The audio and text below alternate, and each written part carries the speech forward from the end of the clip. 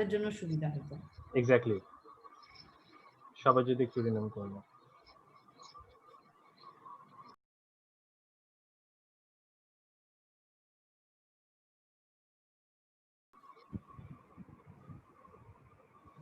So we can start. Beauty, over to you. Thank you so much. Good afternoon, distinguished judges, guests, and dear participants. I, Beauty Akhtar, today's host, is delighted to welcome you all at this national finale of Entrepreneurship World Cup Bangladesh. Entrepreneurship World Cup is the biggest competition of long journey that takes startup founders into a full entrepreneurial development experience. Daffodil International University is the proud national host of Entrepreneurship World Cup in Bangladesh. For the second consecutive year, the Daffodil International University is organizing Entrepreneurship World Cup. The global host of this program is Global Entrepreneurship Network, Miss Global Forum, the Global Education and Leadership Foundation. It's an honor and privilege to be your host on this momentous occasion. Light Castle Partners and the Impactors Connect as our strategic partner. Moreover, of Innovation and Entrepreneurship, Startup Grind, Female Innovators Hub, Bangladesh Venture Capital Limited, and World Business Angel Investment Forum as our ecosystem. To start this program, presently with much honor, with us some recognized judges on this, our distinguished judges. First of all, I am going to start with Ms. Tina Javin, the manager. Hello, ma'am. Mr. Rahat Ahmed, founding Bangladesh. Mr. Nijor Rahman, CEO, Bangladesh Angel. Idul Amin, Director, Light Castle Partners. Invite Mr. Asif Iqbal, World Cup Bangladesh, to share a bit information about the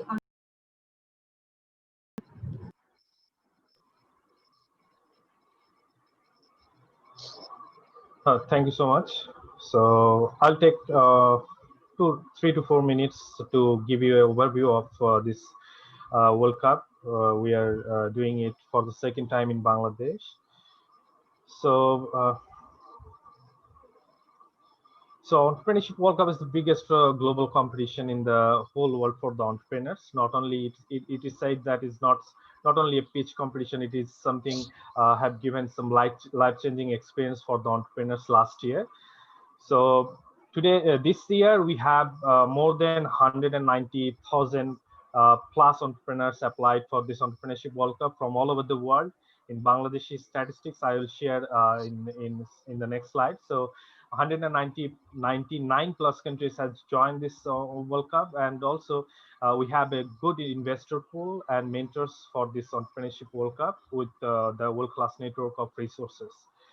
So why it is said that the biggest, not only the global competition for entrepreneurs, because we have a pool of, we have to, the participants have to follow or participate in some other parts like the accelerator one. All the startups who will pitch today, they have actually passed this accelerator one. Now we are hosting the national competition, and you'll be happy to know that this year, two of the national finalists, I mean the winner and runner-up, will be in the global final of which will be happening in the October. And another thing is they will be after today we'll have two global national winner actually will be in the accelerator 2. So from that they will be in the global final, and from that particular global final they will get some more support from Jane, Miss Global Forum, and T-Gulf. So this year in Bangladesh, we have more than 470 plus applicants from all over the country. But from among them, these 10, the team with Light Castle Partner and some other partners of us, we had the hard job to actually select these 10 who will pitch today. I wish all of them a very good luck, because this year, likewise the last year, we had some good names or good startups this time. And this will be the evaluation criteria. This on this based on these 4 criteria, this startup will be evaluated, and we'll get the top 2 in after this, next 2 hours. And these national winners will get 100,000 amount of in-kind support from Global Entrepreneurship Network. It will be much more in the coming whenever they will be in Accelerator 2 and the EWC post support system. It will be around 750K amount of in-kind support they will get. And in terms of cash, the global winners will get $1 million in cash as the fund from the Global Entrepreneurship Network and Miss Global Forum. And other than this top 3, there are 15 more startup will get that in cash support from the Global Entrepreneurship Network.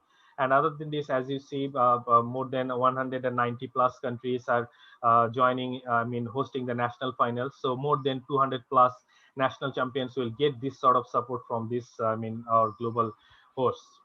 And these are the global hosts, Global Entrepreneurship Network, MISC, and also TGAL. And in this time, and likewise the last year, Daffodil International University is the national host. This time we have with us Light Castle Partner, who had done, we have a great support for us for the last 1 year or so. We have done together a lot of things. So this time as well, in the Entrepreneurship World Cup, Light Castle Partners has done something great for us, and these are the ecosystem partner for us. And that's all from me. And I wish all the team a very good, wish a good luck, because among the 470 plus startups, you guys are the top 10. So you are all the winners for us. But according to the program format, we have to send only 2. So let's see who will be the winner. And I wish you all the very best for the, this finale. Thank you so much.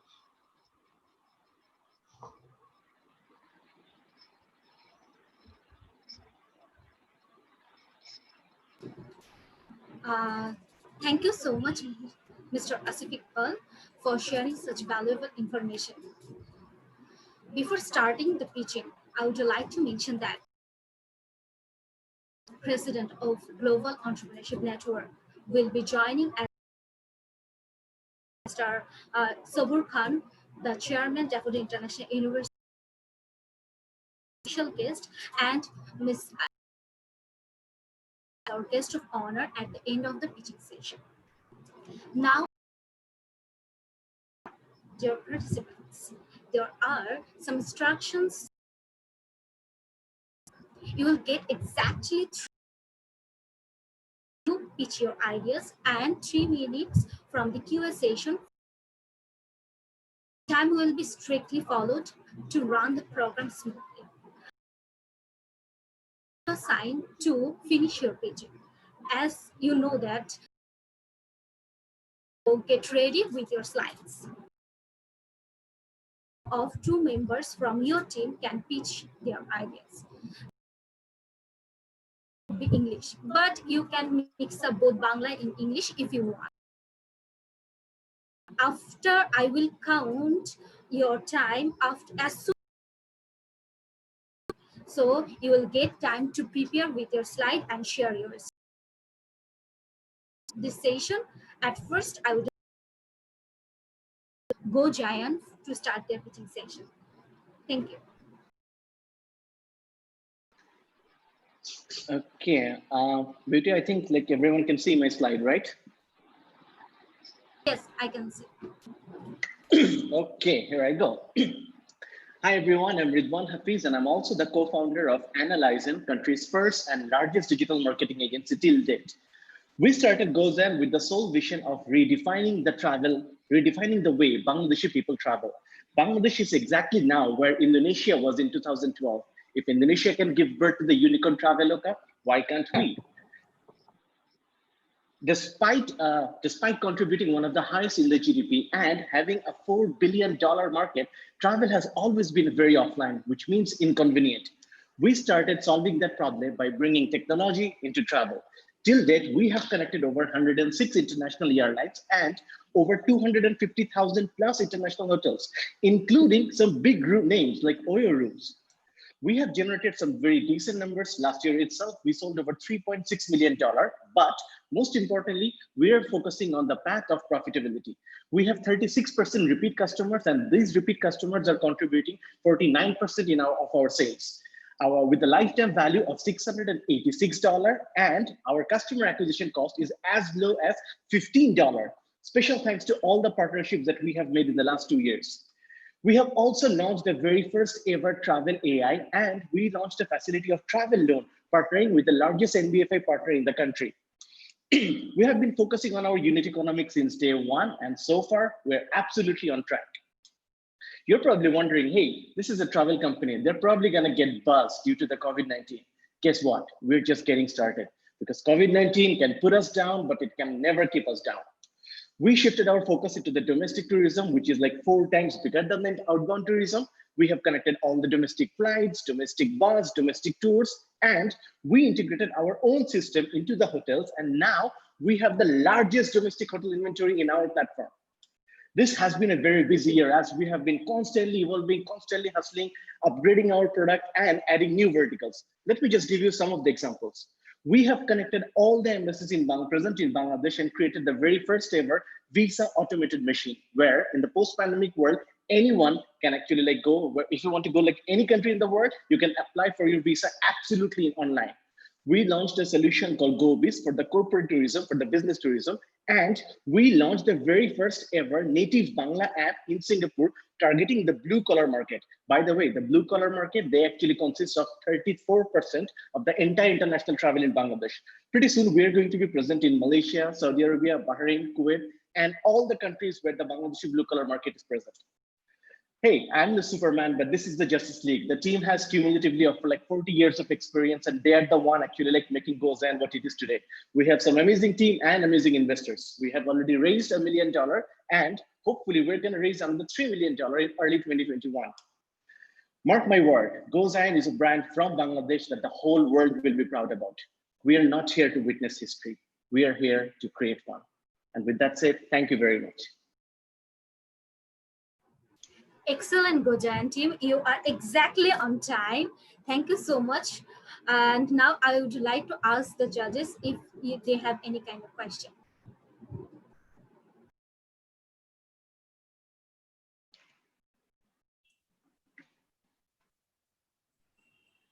Hi, can I go first?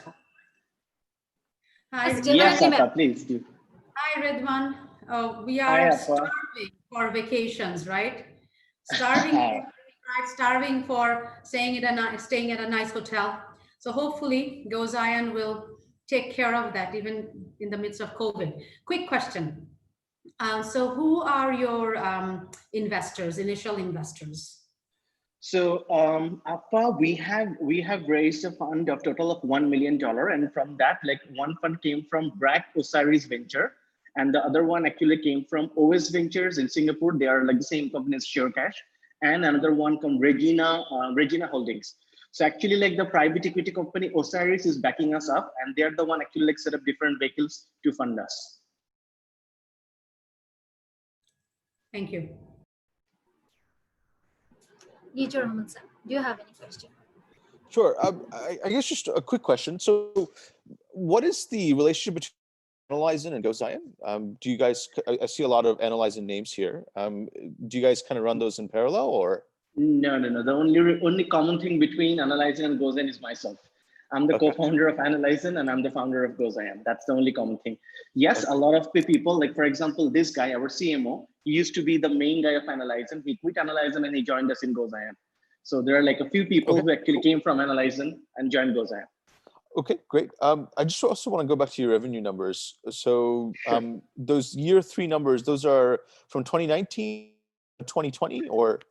So we do it from, so it's actually from April 2018 to March 2019, 12 months. 12 months, okay, cool. Because after March, it has been absolutely different. And this is the GMV number, the revenue number is 280,000. Right, so so your take rate's roughly about 9%. Yes. Okay, got it. And I'm just kind of curious. You talked a lot about like AI and other means, but can you tell us a little bit more about how you've automated your processes? Sure, absolutely. So regarding, let's me talk about the first automated first. So we started like we connected the GDS. GDS is like the middleman between airline and the travel agent. But then actually like we went back and we connected some of the airlines directly. And now we have integrated a system where you actually can, of course, like booking a flight, automated ticket, that's always been possible. But now you can cancel the flight by yourself. You can get your refund by itself. There is no human intervention needed right now in the system. And regarding the AI, we created, of course, what we saw in Bangladesh, most of the people, even though like we have a platform, people come and like ask questions in Facebook and the website, hey, what is the price of flight from Dhaka to Bangkok on 25th?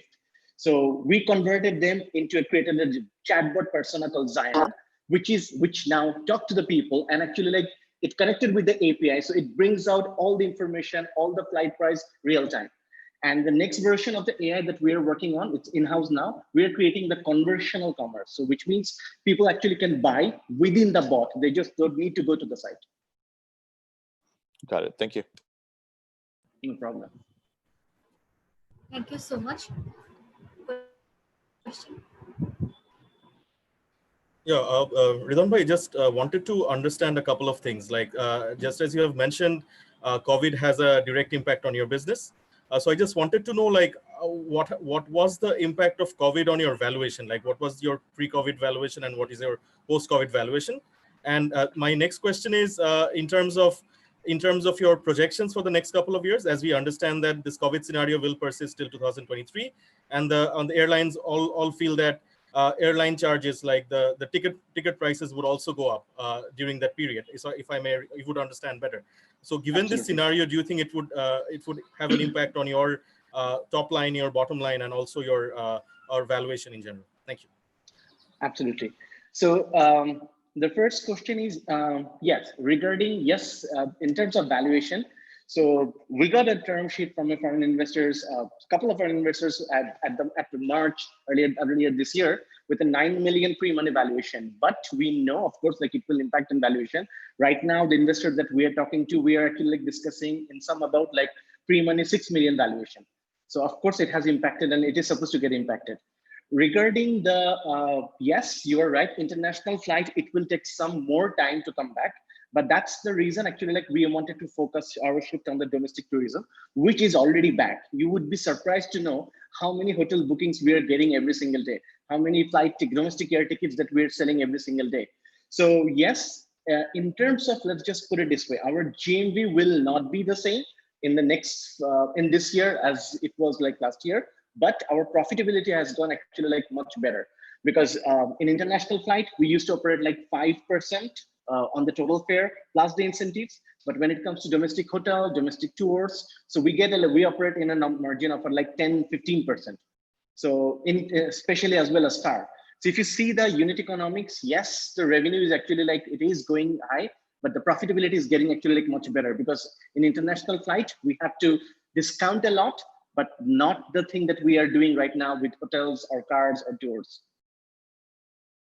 Thank you. Thank you so much, sir. Any question from Rahat? Yeah. Just gonna ask Ridwan, can you talk a little bit about your competitors and how you're different from them, and how that allows you to take the market? Absolutely. So we actually like segregated like 3 different sets of competition. The first thing, like the global players, they are never going to be a true competitor because of the central bank policy. We are not allowed to go and purchase in Expedia or Cheaper or Make-Me-Trip. Yes, we have some of the OTAs, but our majority competition will be, at least for the next few years, will be the traditional travel market, which is like 97% of the market. So our goal is to like to convert people from offline to online. And yes, after we started, there are like 16 of the, so before we started, there were like 7. After we started, there are like 16 of them now. So a bunch of OTAs there, but these are the 2 actually like doing very well.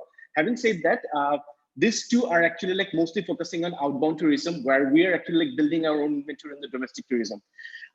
They're good, of course. Like in terms of outbound tourism, my competition with this one, they're actually like bigger than us, no doubt about that.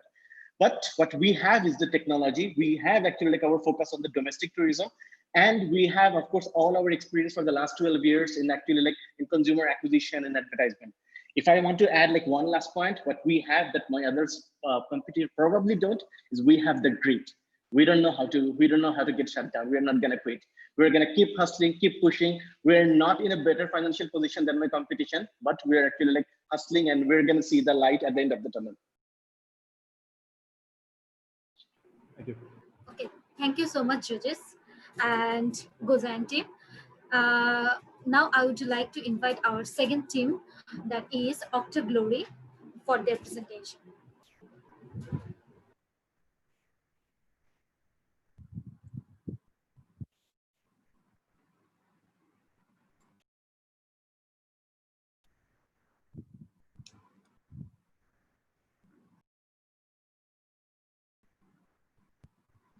Hello, can everyone hear us? Can you please present your slides?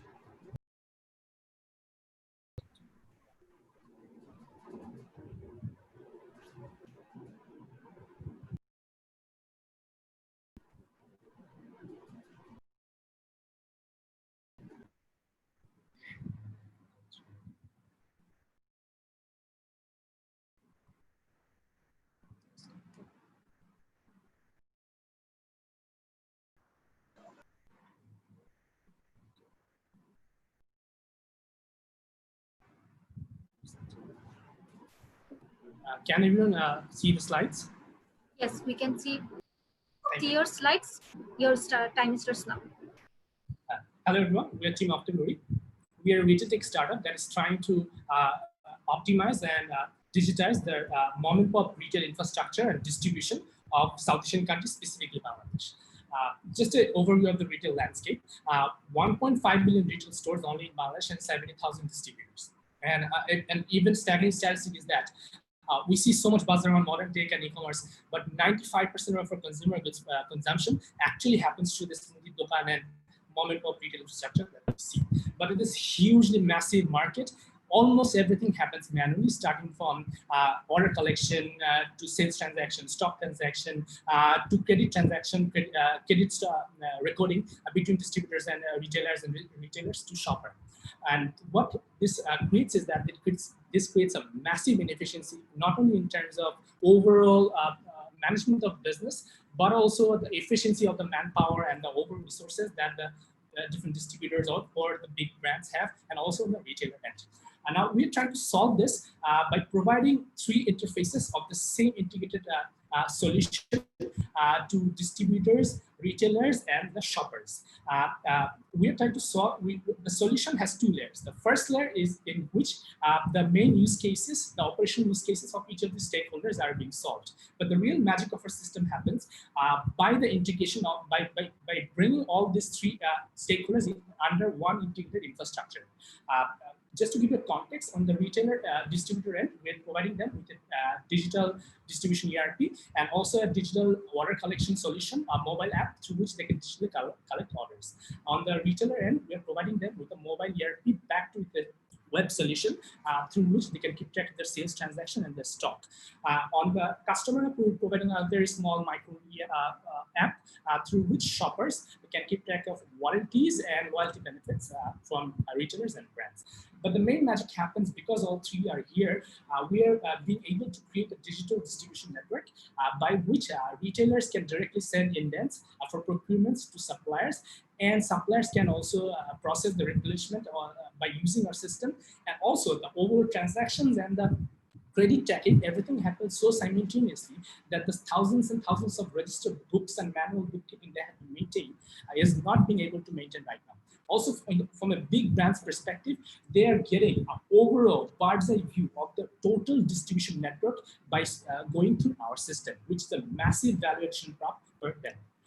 So in terms of user journey, we are first giving them a free user version just for cash digitization and digital procurement, and slowly we're onboarding them to the paid versions. Our current revenue model is pretty straightforward with SaaS-based model, monthly subscriptions, but our future frontiers that we see massive potential in is the fintech enabling part, where we want to upsell loans for credit-based restocking and also retail data to big brands.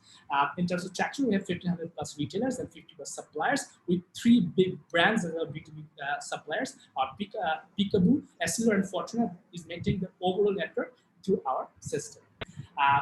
One of our biggest strengths is our team. Our founder has over 8+ years of experience. Time is up. In retail distribution, and we think our team's complementary skills will make us stick in this market. We're trying to bring the new retail, and we'd like to have you in this journey with us. Thank you. Thank you so much. Question from Nijar Rahman, sir. Yeah, thank you. Can you go back to your product slide? Sure. Thank you. There's a lot of it here. I'm just curious, the drivers, right? So in terms of engagement and usage, so which product or are the your retailers actually using at the moment? And I wonder if you can kind of quantify that a little bit as far as how many hours, how many transactions, what have you. And then, yeah, I mean, it's a pretty kind of, I mean, that's one. And then how do you kind of deal with the behavior change piece, right? Because I think these kind of smaller retailers are kind of notoriously hard to digitize, and there's a lot of, I guess, incentives or disincentives for them to do so. So I'm curious how you deal with the behavior. Excellent question. So the first question is basically in the retailer end, we both have desktop or web version, but our main target is the mobile based solution, because most of these retailers cannot actually afford desktop based solutions. So in the mobile ERP, what is happening is that there is a certain level of, if you go to the operational, your next question is basically how we're onboarding them, what the behavioral change, how we maintain them. So our first level, the very first enabler level, is a very basic level where we are actually digitizing the calculator they're using. So one of our biggest insight was that whatever, regardless of what they do, they have a calculator with them, regardless of what type of shop is it. They're all, whenever a customer comes, they calculate duita coke, tinta chips. They press the equal and they find out the overall summation of the customer's bucket. So what happens is that what we're preaching to them right now is you are digitizing. Basically, instead of putting it in your calculator, we have put the calculator inside here, inside the app. And what you have to do is basically, once you keep on the calculator, you just put on the, click on the save button, on the green save button, and you will, at the end of the day, will have details of your transaction. And on top of that, if you want to add some sort of notes to it, for example, if you're selling it in credit, or if you want to just keep in digital copy or a picture of the invoice, by clicking on the bill Sangjukti, you will actually can take a picture of the bill or whatever the person or whatever you want to take a picture of, and you can get all of this by not taking any extra amount of hassle. Rather, whatever you're putting in your calculator, you just keep putting it here, and then you are just putting the save button to register that. That's the first level. But once we are onboarding them with that and digital procurement, where they're getting access to exclusive offers and trade promotion from brands, by selling that to them, when they're using that, they're getting trade promotions daily or weekly from brands. So that is a bigger value prop, a direct monetary value prop for them to stick to the product. Even if they don't want to use that for daily transaction tracking, keeping track of those trade promotions and getting access to those trade promotions is the value prop that is making them coming back to the solution time and time again. But having said that, we're still on early stage to claim that it has gone to the next level to identify or we have figured out the overall adoption journey. If we say that, that would be an exaggeration of what the state we are in. We acknowledge that adoption journey is a bit difficult here, but we are trying to we have made it as easy as possible, and we're trying to make it as easy as possible as we go down the line as well. So in a way, you're kind of an aggregator for trade promotions to these retailers. Is that one way to look at it, or that's one of the value proposition you provide? Got it. And so why? I mean, I'm just curious here. Why not focus on that piece? Why even charge or try to charge these small dokans? Why not try to get as many of them on the platform as possible, and then use that as a means to kind of go to these different brands and say, look, we'll take a commission on the trade promotions that are kind of redeemed through our platform. Does that not make sense? Yeah, sure. Both of the facilities are free in the free trial version. So for both of them, we are not charging a single penny to the retailers. Basically, we are charging distribution solution, as a part of distribution solution to the big brands. So we are only charging retailers when retailers are taking value-added service from us, which is advanced retail operation, advanced bookkeeping, and advanced sales analytics. Got it. Thank you.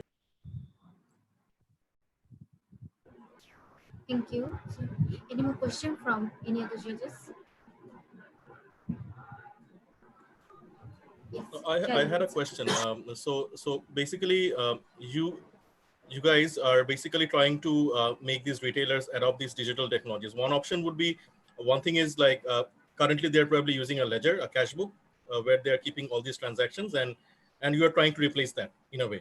So for a free version, are you guys providing any kind of analytics? Like, for example, are you doing any like basic kind of a P&L or anything else for them so that they can replace these this ledger book? That's my first question. My second question is, who owns the data? For example, since you're working with a lot of corporates, there is also a potential market for selling aggregate data. Maybe we can't sell individual data, but we can always sell aggregate data, because there is a large market, and companies like Nielsen and Kantar, they tend to sell these. They have this, sorry, they have a panel. Sorry. So these are my two questions. Thank you. In the first case, we are trying to provide two kinds of analytics. First analytics is total cash flow status. If we think it from the retailer's lens, so at the end of the day, they reconcile the cash and try to find out their cash position rather than the profitability. Through in our free version, you can have exact look on the cash position. And if you use our paid version where you can run the inventory back operation, in that case, definitely you get the P&L category performance, best performing SKUs, and highest number of creditors and highest number of the due to the suppliers. So you can have a complete look overall your business. This is that. And in the case of data ownership, we have developed a shared structure. So the application and the retailer solution belongs to us, whereas the distributor solution is the property of the big brands or whoever is using it. So in the case of distributor data and the indents they are generating from retailers belongs to the big brands. And the retailer's transaction data and the customer data belongs to us, but definitely we are trying to helping big brands to place better, well-informed ad and well-informed decisions. Thank you. Hi, so I have a question regarding traction. What kind of traction are you seeing? What are the numbers like? Because one of the things that I've seen with models like this is that it's really hard to onboard these retailers. So how are you doing that? What's your customer acquisition strategy, and what are kind of like the traction that you've seen so far? Thank you. One thing that is coming in very handy here is our CEO's previous experience of working 5+ years for Unilever in specifically 5 districts in trade distribution and sales. So what we are currently doing, our main approach is getting the B2B deals on board.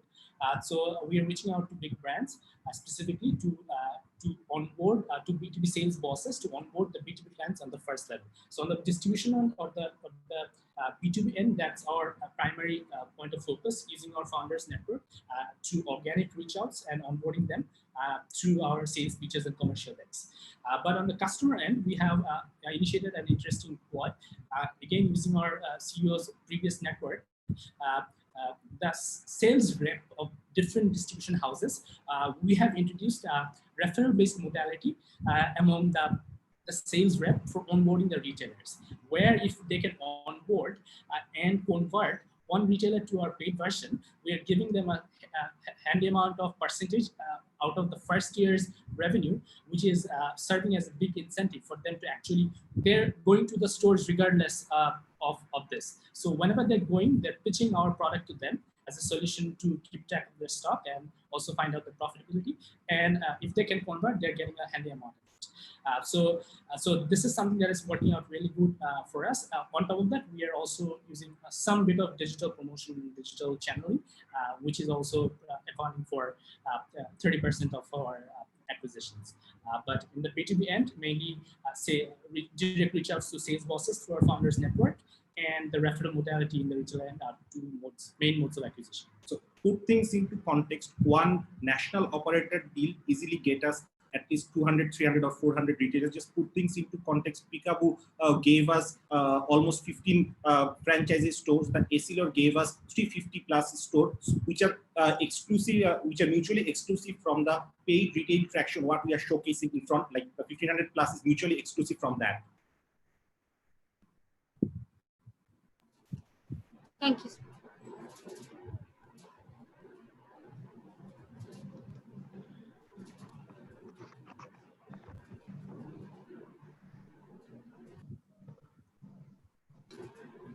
Okay, thank you so much. Thank you for your time. Okay, thank you so much. And I would like to move on to the next team. Our next team is Shuttle. So I would like to invite Shuttle team to present their slides.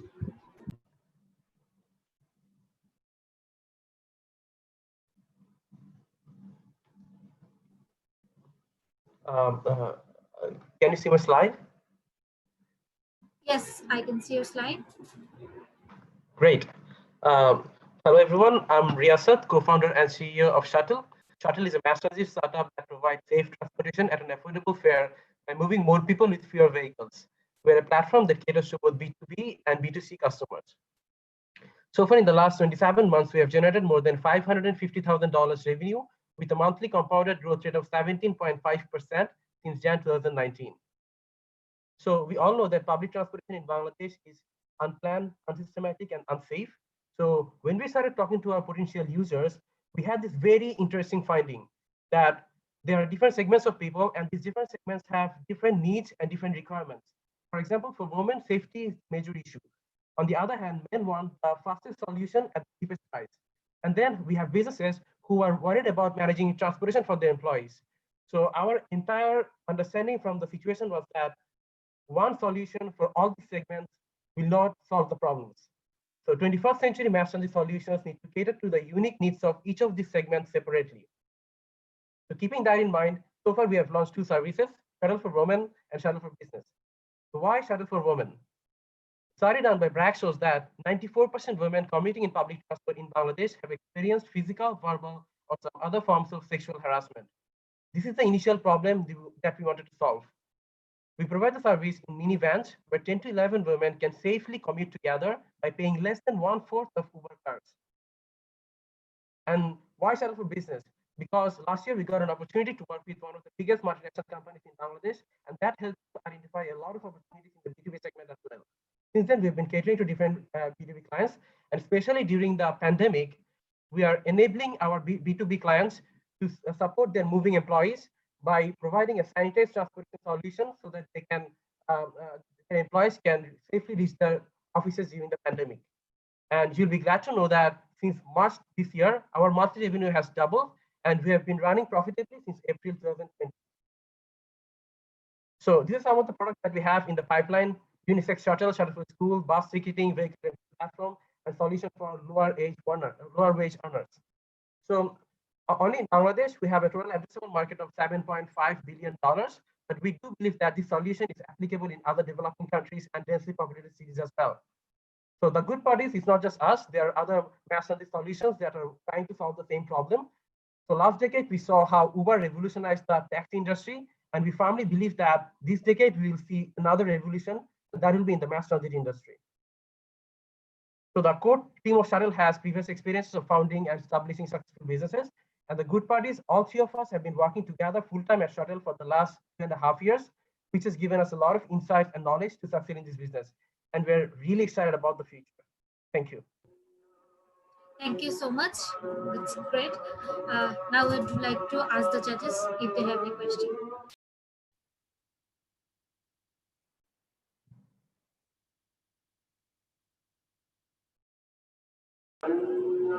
Nijur Rahman sir, do you have any question? Sure. Should we wait for Azan to finish, or I can go ahead and ask? Yes, we can. Continue. Okay, great. Okay, no problem. Hey, thanks a lot, Riyasat. So I guess I'll just ask the question that also came up, I guess, in one of our pitches too. You know, how do you find the defensibility of a business like this? Because there's obviously a lot of fleet owners of different bands, and who might be able to, especially on the B2B side, they might be able to offer a comparable service. And so I'm just curious, what moats are you trying to build? Yeah. So I'll answer this question in two ways. I mean, I'll first explain why big players like Uber and other ride-sharing services have a barrier to entry, and then I'll talk about the new entrants. So for big players like Uber or other ride-sharing services, they're actually catering to they're a platform, and they're catering to mostly individual users, and they're linking riders to users. So for them to come to this business, this is a completely different business, and service is a huge part of it. So they can definitely do this. They have the resources, but this is a completely different business, and this is also localized for developing countries. So that is another thing that that is different. So we are actually trying to grow in such a way that when Uber or other ride-sharing services plan on venturing into mass transit or plan on catering to the women segment, it makes more sense for them to acquire us than start something from scratch. So that is for the big players. And then for the new entrants, I think, as I mentioned, for us, the B2B relationships will be very important. We already have seen that the customers that we have in the B2B segment, a lot of other people have pitched to them, but just because we have this good relationship with them, and we have been providing a seamless experience to them, they are really happy with us. And then the second thing is that for since this is a service is an important part of the our business, stickiness of the customers, loyalty of the customers, the overall customer journey, customer experience is a huge part. And this is somewhere we feel that new entrants will need a lot of time to get used to, because mass transit is a different ball game. A lot of operational expertise required, a lot of experience is required. So it's not impossible, but it will take them a lot of time to get used to how these businesses run, and provide a seamless experience to the end users. Thank you. Thank you. Jahidul Ahmed sir, do you have any question? Yes, I just had a small question. So I'm guessing you're leasing these vehicles, right? Is that true? We are renting them from rent-a-car companies at the moment. On a daily basis or a monthly basis? How are you monthly renting basis, but mostly a monthly basis. Mostly monthly basis. But our relationship with the suppliers, since we have been operating for around 3 years, it has been very smooth, and we actually can customize a lot because of the relationship that we have. So what are the margins like? For example, I'm sure you're paying a certain amount for a whole day, maybe 4,000, 5,000. So how much are you going to make from 1 day of shuttling from one place to another? Yeah, so we reach a break-even point for a particular vehicle when the vehicle runs at 60% utilization level for the entire month or for the entire day. So okay. After we reach that point, whatever we make is like it's a profit. So what does 60% utilization means? Like how many trips in terms of the number of trips?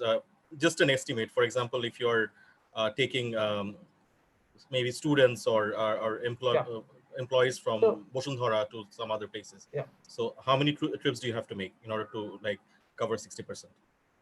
Yeah, for example, if we have in some of the routes we have like 8 trips. So if we have to reach 60%, we have to ensure that there are like 48 customers throughout the day. Throughout the day in different trips. In total. Okay. Thank you. Any more question from Tina ma'am or Rahat? Okay. If not, then we can move to the next team. Our next team is Alpha 360. Now I would like to invite the team Alpha 360 for their presentation.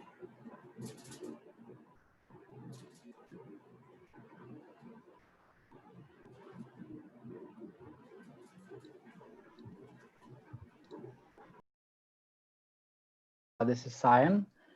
I will guys. I have with me Shadab Bhai, who please let me know if you guys can see the slide. Yes, we can see your slides. So your All time right. starts now. Hi, we are Alpha. We are a marketplace for events-related services where you can search, compare, and book event-related vendors, among other things. But first, you need to understand what Alpha as a company does. As a company, being innovative and scrappy is in our DNA. We're mostly known for our catering service, but during the pandemic, we launched the country's first 24/7 food delivery service, and we have a range of beautiful consumer food products. We're not a company without focus though, but rather we'd want to create an ecosystem in and around the hospitality industry. We're a profitable company that has sustained triple-digit growth rates over the past few years, and with projected revenues of over 6 crores this year, pre-pandemic, of course. As a team, we're very diverse. We manage over 125 events a month. And our board and advisory panel happen to be celebrities from the corporate world. They bring in their vast and rich experiences to the various functional areas of the company.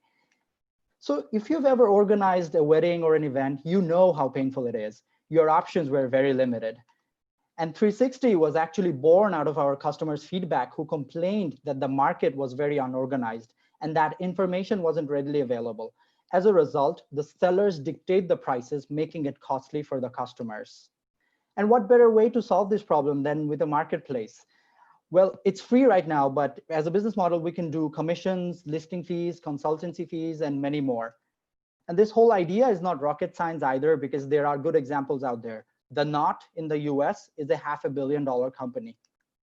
And rightfully so, because just the wedding industry in Bangladesh alone is worth over $5 billion. Globally, it's over $300 billion. And when you consider all the sections of the events industry, it's a, drum roll please, $1 trillion industry. To capture that market, we do have some savvy competitors. In a competition cross, we would be at the top right quadrant. But here's the thing, all of them are software companies. We are the only ones with event management background. And we believe that if we move fast and break things, we can beat them. As for traction, we have the largest collection of over 600 vendors listed on our site. We have generated some revenue. Our ARPC is over $330 US. And we have generated quite a bit of traffic organically every month, more than our competitors. So to sum up, we believe that the events industry is ripe for disruption. Just imagine the scalability and impact that can be achieved if we empower and give business to these SMEs. We all know things are moving online and somebody's gonna do it. And that company is probably going to end up being a unicorn. Why can't that be Alpha? Thank you, everybody. Perfect. Exactly on time. So any question? Yes, Jahidul Amin sir.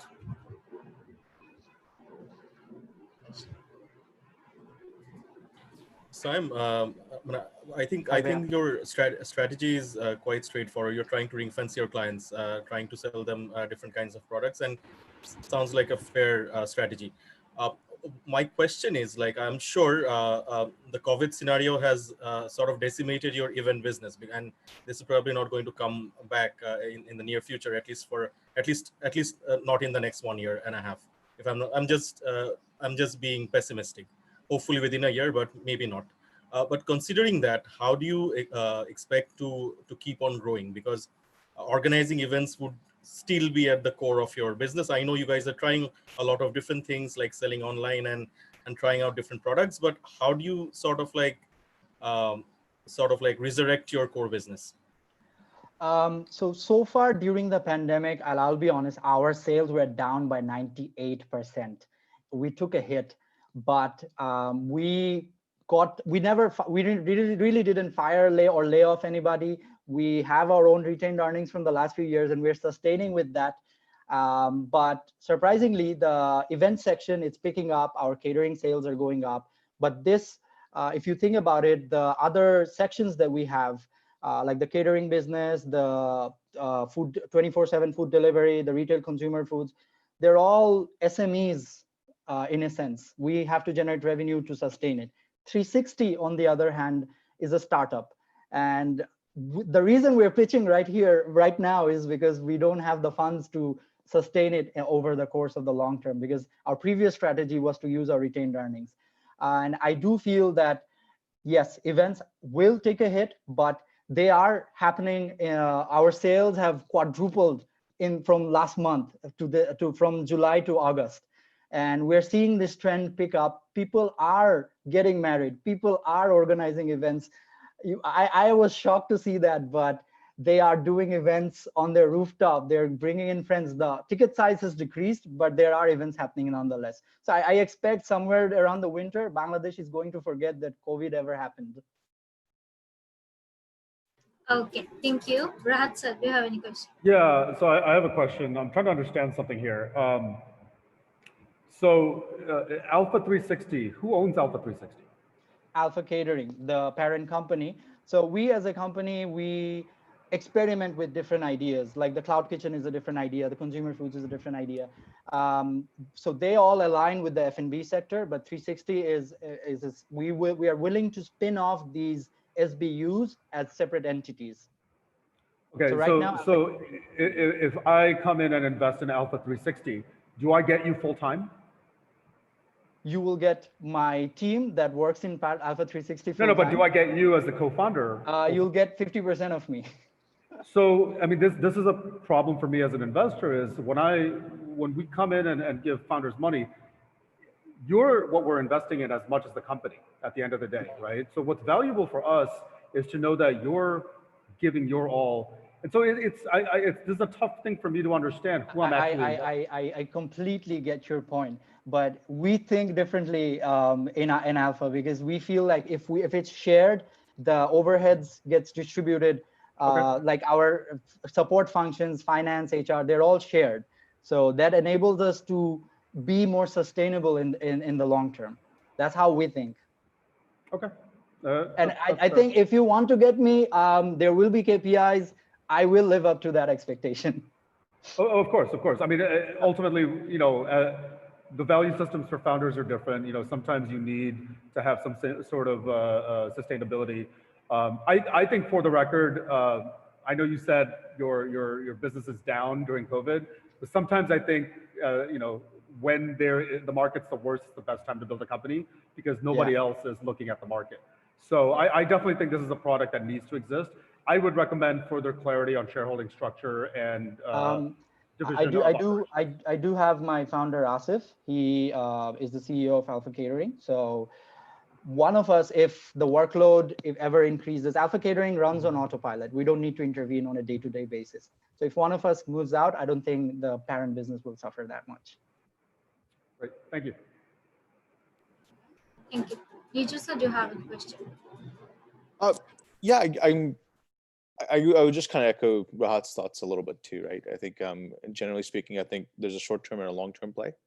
And I think I get your points about kind of spreading the overhead. So in the short term, and but then in the long run, I think 50% of a founder's time is not as ideal as 100. And I think that's what angel investors and early stage investors look for, right? Like I said, this will go away. I mean, Asif can take over. I can take that over. It is possible. Well, let's see. I mean, let's check back in a year, right? And let's see how the world is and how this business is. So that's one. And then the second piece is I'm just, I mean, looking at I guess one of the other pain points for customers on the event side is, and so are you looking for anything there as far as your product, like a finance layer or some kind of a financing layer? Could you repeat that, please?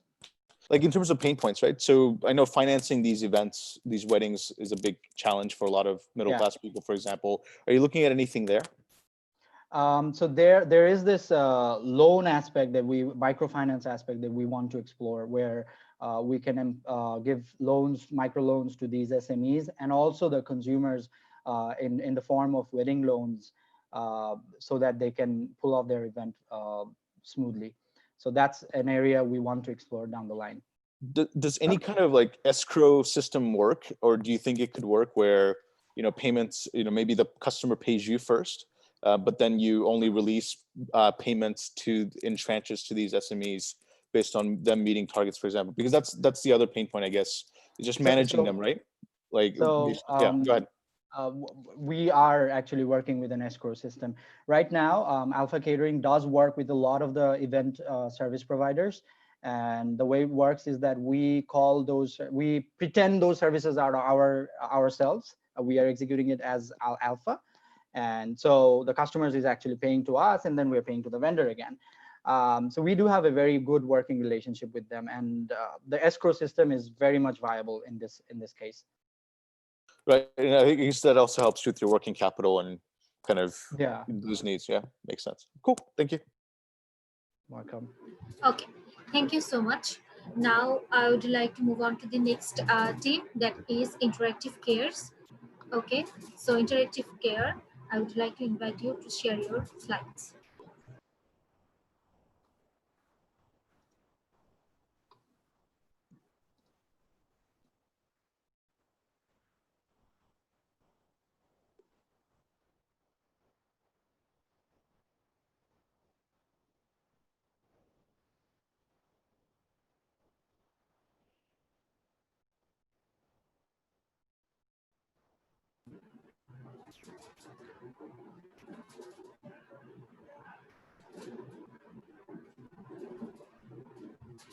Yes, you can start.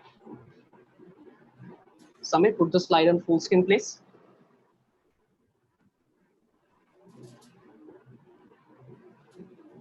Shall we start? Yes, you can start. Okay. Ratul, student of CSC, travels from Dhanmondi to Mirpur to receive his Adobe Illustrator masterclass. But that costs him 150 taka, 2 hours of his time, and countless energy each day. Similarly, a common scenario is that even for a 5 minutes consultation, the patients have to come to Dhaka from all across the country. And COVID-19 has some additional effects on the current scenario, as doctors are hard to find in their practice chambers and patients are afraid to visit hospitals. And all these problems need a digital communication solution to bridge the gap. We Interactive Cares come with a promise to make your lives easier through a marketplace for digital learning and health consultancy. If you're looking for courses and experts to help you with your extra curriculums and academics, we might be the suitable place for you. If you're looking for primary healthcare services, we have doctors to diagnose your needs. And all these services are catered online with support of some smart features to give our customers a better experience. Our value proposition for both users and experts is that it saves our money and time. Also for experts, it gives them an extra opportunity to earn some extra cash. Now about the market, which is huge and scalable. Our TAM is of 40,000 crore, our SAM is of 15,000 crore, and SOM is of 3,000 crore with high growth potential each year. As competitors, we have Bohugrihi, Repto, 10-minute school, etc. Here, we have the second highest in reach after 10-minute school, and our technology is capable to provide seamless communication service. These barriers gives us an advantage over the competitors. Here's an overview of our business model canvas and our revenue streams: service sales, affiliate commissions, and even ticket sales. Our Facebook page has reached 200,000 likes, which redirects most of our customers to our platform. We reached 5 million people and selected as one of the top 20 innovators in telemedicine by Technology Innovators Magazine's USA. We made more than 16,000 one-to-one connection in education, enrolled 167 doctors, and made more than 1,700 connection in health. We pulled off 6 grand events and turned over 40 lakh with a current growth rate of 169% in revenue. And so far, everything has been from entrepreneurs' own money without raising any investment. At present, we have 32 people in our team, composed of both business and tech persons to take care of our business holistically. Interactive Cares have created jobs, making people's lives easier with tech innovation, and also we are serving in this most crucial time. At the same time, we are also following these 3 SDGs. Lastly, we're not just making money and getting customers. We are working towards our Prime Minister's goal to create a better Bangladesh, to create a digital Bangladesh. Join our journey to create bold businesses for a better world. Thank you for listening. Thank you so much. It was wonderful. Now, the question round from the judges. I would like to invite Ms. Tina Zabin ma'am if she wants to share something.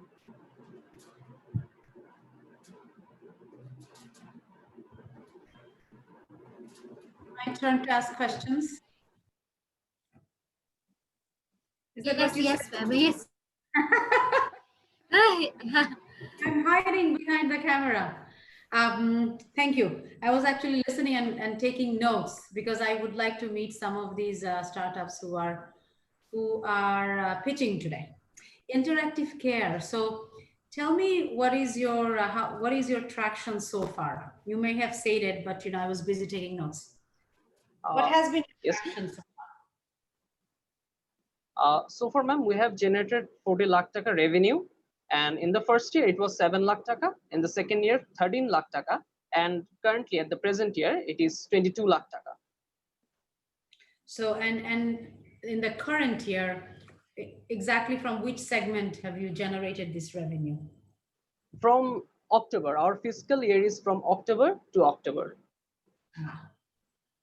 And how has COVID situation affected you guys? And how have you handled the COVID is honestly devastating for the whole world, but it came to us as a blessing in terms of our business, because we had a vast growth in terms of generating revenue and as well as generating audience interactions, everything because of this COVID. And for these things, we also yes, ma'am. So what expanded in your services due to COVID? You said that it's like blessing in disguise. So what is it? Firstly, we were only targeting in the education market, and so far we have made more than 16,000 connections. But after this pandemic, from February, we have started telemedicines as well. We have enrolled so far 160 who are connected with us in an asset-light manner, that we are not hiring them, but we are kind of working like an Uber to them. And so far now we have made 1,700 connections in health, and this was able to be executed because of COVID, I guess. And even if there was no COVID, we were able to get this market, but the growth that we have find because of COVID would have been missing if there was no COVID. Okay. All right. So I'm just going to finish with just one thought, and that is, so you started telemedicine. You were working in the education. Yeah, we started in education, and then we started telemedicine as well. And that is, so that's a totally different sector. Health sector is different than education sector. And also, there are existing telemedicine platforms. So I would suggest that before you go further and make further investments, look a little bit more closely in, if that is the right vertical to go forward with, because I think that education and health, they're very different. And it's not an expansion. You guys had to do this because, for survival. So anyway, that I just wanted to share that thought. Thank you. I'm sure other judges will have lots of questions. Thank you. Thank you, ma'am. Any question from Rahat sir? I think your turn has a question. Yeah, I think like maybe I'll just kind of piggyback off of what Tina and please do forgive me if I didn't fully understand your presentation, but yeah, I mean, I'm just trying to figure out because we were tech, we worked with ed tech. They're such different and such difficult fields. You've decided to kind of do both, so that confuses me. I'm trying to figure out the logic there. The second question is, what exactly do in education, and why? Yeah, I'm just trying to figure that out as well. So maybe you could explain those 2 points again. I'm answering your second question. That is, we are providing one-to-one solution. We have our own built platform which provides video calling, virtual whiteboard, virtual classroom components. And rather than that, we have also started selling recorded courses like Udemy and Coursera recently. In EduTech platform, we are providing both one-to-one solutions and both recorded courses as well. Right. And what was the decision making behind? Oh, sorry, you were saying. Go ahead. Yeah, sir, if I may answer. The thing is, our technology is capable of both tackling the aid connection that we're making and also these health connections that we have started after COVID. So being capable by technology, we have entered this market and we had that opportunity to make a grab on this market. And since we are entrepreneurs, we are opportunists, and that made us go for the market. And you're really right, and this is a very valid point that Tina ma'am has pointed out, that these markets are different. But so far now, we have been working, and the growth that we have made from our own money, not raising any investment. I guess this is tremendous, and we can also do well if we get investment. But that will be wise if we uh, make these businesses separated in near future after taking the investment. I mean, then we would echo what happened in the previous pitch as well, right? Is just a question of who are we investing in or what are we investing in? That's one kind of feedback. But I mean, did you develop this platform yourself? Yes, the In-house? 90% of this platform is totally built on raw codings, and 10% are bought tools. Okay. What would you say is your, I mean, either in healthcare or, I mean, just because you can do something doesn't always mean you should do it. But what is your, I mean, how would you describe your unfair advantage, either in health or education? In education, we have second largest reach after 10 minutes school, and we are a platform who are taking payments. So this gives us an unfair advantage over our competitors, because when we launch any event or paid webinars or any one-to-one courses, we're getting more students than what our competitors are getting. So this is one thing, and this reach doesn't come in one day or in 1 year. This has been built up over the past 3 years through several activities, and our team is continuously working to put a grab on this growth of this reach and traction. What about healthcare? In healthcare, since we follow a lean model, our cost is much lower than our competitors do have. That's why we are being able to provide service in a competitive cost. So that's one of the temporary advantage that we have, and we also might lose in near future. And we're also working to get a permanent unfair advantage in this health market. I mean, to me, the answer is pretty clear. I think, obviously COVID's a challenge, but I think you should stay with education. That's my gut feeling. But thank you for your time. Sir. Okay, so I have some questions here. First of all, you mentioned AI and ML. How are you deploying those? At present, we have 30,000 organic customers data, and when any customer visits our platform, and based on their previous history, and they are suggested with the courses and also the experts, which might be better suited for them, and that's how our AI works. You have 30,000 customers. How many of them are repeat? Can you please in education, we have customer retention rate 72%, and in health, we have a customer retention rate of 55%. 72% retention? Yes. That's incredible. Okay. That is absolutely amazing. How are you the second largest reach after 10-minute school in education? Like, what metric are you using?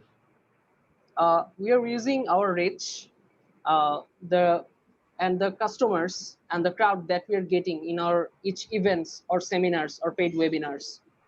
We have at present, we have 2 lakh likes and followers in our Facebook page, and which redirects most of our customers to the platform.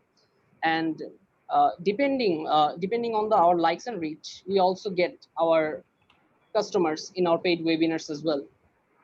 And also in last 5 months, we reached more than 5 million people in online, and it came from Facebook, LinkedIn, and Instagram. Are you boosting posts? Yeah, some of our posts are boosted, but yeah, the total reach is both from paid and organic. You mentioned your cost is lower than your competitors in healthcare. Can you talk a little bit about how that happens? Um, in terms of our competitor, they're hiring doctors. The doctors are there in-house. But in Okay. terms of us, we are kind of an Uber for doctor and patients. So we are Okay. not hiring anyone. How are you validating your doctors? Because one of the reasons By that model doesn't work is because you then take on liability risk. So if somebody fake gets on and gives bad advice and somebody gets sent to the hospital, your company can get sued. Sir, here our pricing is comparatively lower than our competitors. Like if I say Prava Health or No, but other. that's not what I'm asking. I'm Oh, asking, yeah. how do you Yes, sir. validate the fact that the people coming on are actually doctors? Yes, sir. We check their certificates, their degrees that they have attained, and these things are completely verified. And Okay. then we sign a simple MOU that they are allowed to practice in our platform. Okay, I'm gonna echo what Nirjor said. So what happens at this stage and moving forward is when you have an investor, they're going to look at like when an investor beyond a seed stage gives you capital, they're going to look to what you're going to do with the highest degree of efficiency with the money that's given to you. And if you are trying to do education and healthcare, you're going to hit a wall where most investors don't believe you can do one or the other. So you'll have to choose. Yes, sir. And I actually don't know which one is going to be better. I think they're both massive markets in Bangladesh. But I'm leaning towards Nirjor and education. Yes, sir. And Yes. our records and our traction says that we should go for education since we have Yes. an unfair advantage in this market and we're doing good. What is your unfair advantage? This is our reach. As we have earlier mentioned. Can you go back to your competitors and the competitors slide, please? Yeah, sure.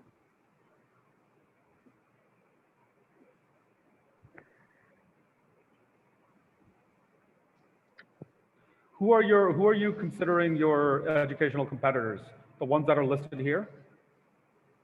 Sir, in case of one-to-one solution, we have our own built platform, and there is no one like that at present in our country.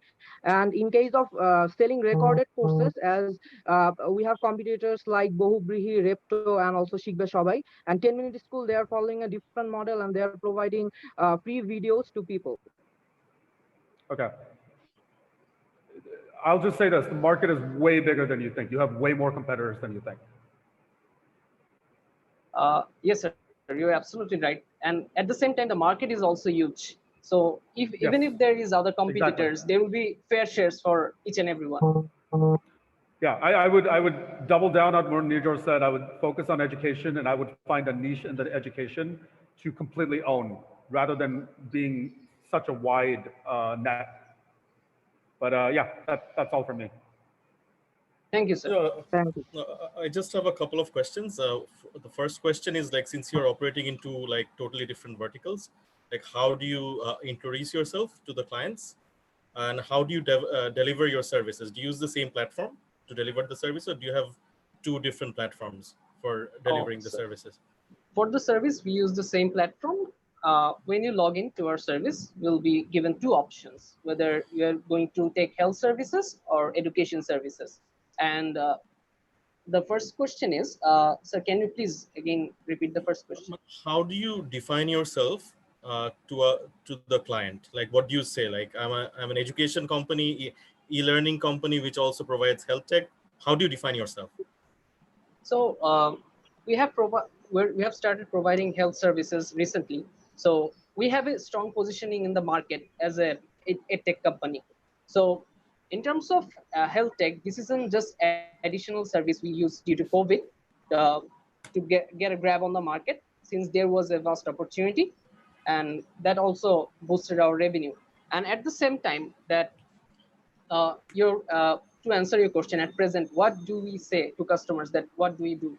That is, we are a tech company that connects people through online. for taking services, and the services which was heavily dependent on physical interaction, we are shifting that online. Okay. So in terms of, if I may add a bit more, can you hear me? Yes, sir. Yes, sir. We can hear you.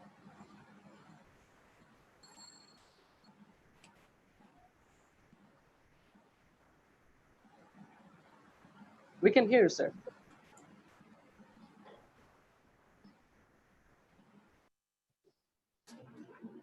Okay. Okay. Maybe he's not with us. Okay. Next. Thank you so much, Team Interactive Cares. Now we would like to move to the next team. As you know that we are running out of time. Within 6, we have to finish all our pitching session. So hopefully we can actually maintain our time. So first of all, so our next team is, as we had a little bit of kind of things like we're supposed to have break this time, but as we are running out of time, I'm not going for the break with the permission of our judges. So let's get to our next team, that is me, Soulshare Limited. Yeah. Yes. Good evening, everyone. My name is Ishrat Wars. I am just going to share my screen right now. Give me 1 second. So can you all see my screen now? Yes, we can see your screen. Okay, awesome, great. So for us, Bangladesh is a land of opportunity because of 3 dividends that play into our unit economics. 1, it has the highest population density in the world. 2nd, it has one of the biggest mobile money markets. And 3rd of all, we have one of the world's largest solar system fleets with over 6 million systems being distributed. So now this 6 million solar system also comes with it a business opportunity, because what we've found is that there's $1 billion worth of energy that gets wasted every year because the solar system batteries cannot store that excess energy. And this $1 billion worth of energy has the potential to impact the life.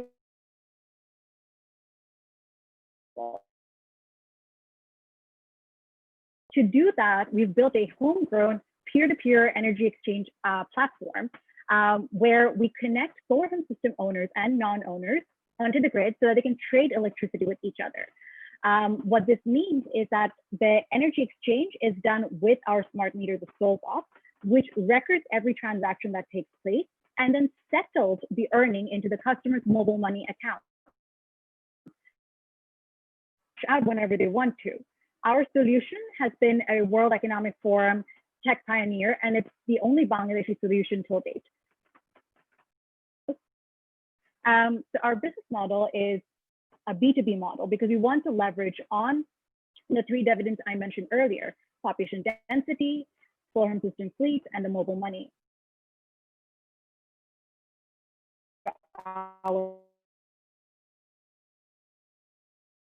Who has installed 2 million, or who's distributed 2 million systems across Bangladesh. We've leveraged on their customer base, and 2/3 of our grids are built with them. And imagine the potential that we have once we can interconnect the systems.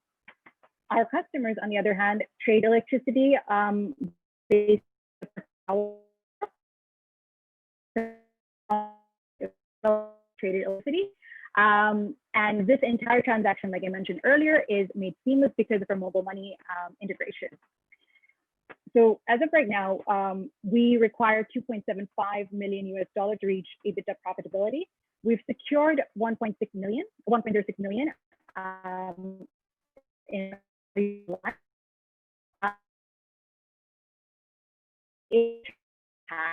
2.5 million people by 2023.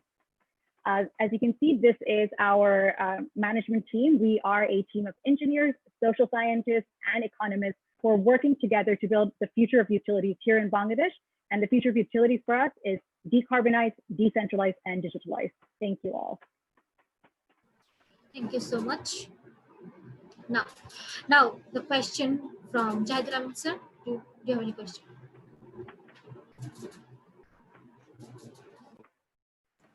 I'll go a bit later. Okay, so Tina ma'am, do you have any question? Hi, thank you, Ishrat. Quick question.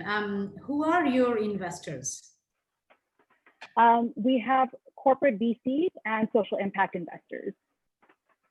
Like, can you share the names or is it confidential? I prefer we do this bilaterally. I'm sorry? It'd be better if we were to speak about this bilaterally. Oh, okay. All right, that's fine. So these are institutional investors, and do you have angel investors? Yes, we do. Okay. How much of your ownership is with the original founders right now? How much of the company is the founders? Sorry. The majority still. Okay. All right. Thank you. Hello? Thank you, ma'am. Rahat. Yes, I think Zadovai had a question, right? Yeah, no, I just wanted to like better understand the operational model. As far as we understand, there are like 3 million plus solar home systems already installed across the country. Yeah, it's around 6 million, and EatCall has probably played a major role in rolling these out. So my question is like, what's the financing model? How do you sort of like help finance these solar home systems for in the rural areas? I'm guessing many of them won't have the money to make a single time purchase. Right. That's an excellent question. So we work with B2B partners who actually have that financing component available in their business model. And the way we've actually, so that's on one side, but parallelly, we've actually made our entire, so for example, our hardware, we've made it low cost so that it can be paid upfront. So the value addition over here is that if you wanted additional power, you'd always have to invest in a new solar home system. What we're saying is that if you were to invest in our smart meters, you don't need to make that 20,000 taka or 50,000 taka solar home system investment. You just buy our smart meters and you're able to pull as much power as you need to run your appliances for as long as you want, or increase the number of appliances you want to use. Yeah, sure. Thank you. Can you go back to that kind of business model slide, if that's all right? Sure.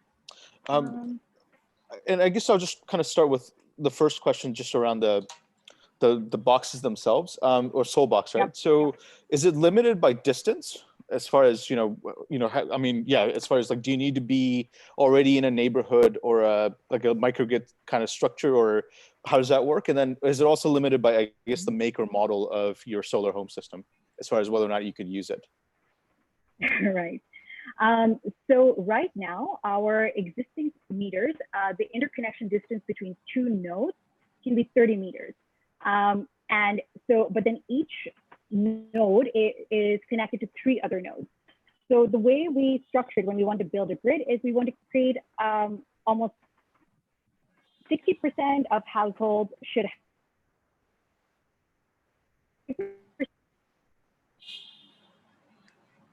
and we generally try to maintain that ratio. However, we've also gone into communities that are pure consumer communities, in which case the grid operator makes the investment in solar home systems, which are micro utilities, which they put into the grid to be able to power the grid. Okay. Sorry, a little, but it's all right. Let's keep moving. And how much do these boxes cost right now? And both, I guess, at a unit level and also to install, and who pays for that? Is it the consumer, or is it the, I guess, your distribution partner? So it's both. I mean, obviously the distributor partner pays to us. At the unit cost level, we have it at around $60 right now. And it comes, so we sell it to so the $60 is what the end user pays, and then, but it's heavily subsidized on that side because we have a lot of grant financing coming in. Yeah.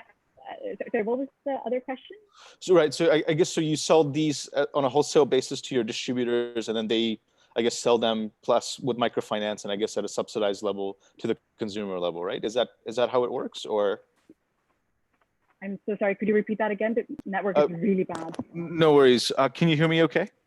Yes. Yeah, so what I understand is I guess you kind of do bulk sales to distributors who then kind of sell them plus at a subsidized rate plus maybe some microfinance to at the consumer level. Is that correct to say? Yes, so we leave that to the distributor. So when we work with grid operators, we sell it to them, and then it is up to them how they would want to package the product to the end users. Got it. And for the end user, typically, like based on kind of exchanging their excess, like if they already have an SHS, how long does it take for them to kind of get back the money of the purchase or the value of the soul box? Yeah. Well, so it would depend on if they have a solar home system. It would depend on the size of their solar home system, and because each solar home system produces different amounts of energy, so it's difficult to say.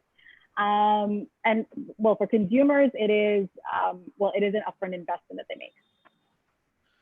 And just in terms of traction, can I ask, how many partners you're working with? Where are you in Bangladesh? How many soul boxes have you installed? So I'll start from the last. So we have till date installed 700 soul boxes across the country. We're operating in most divisions, with the exception of Chittagong and Khulna. We have 30 grids across the country as well. And did I miss out? And how many partners do we have? We have about 3.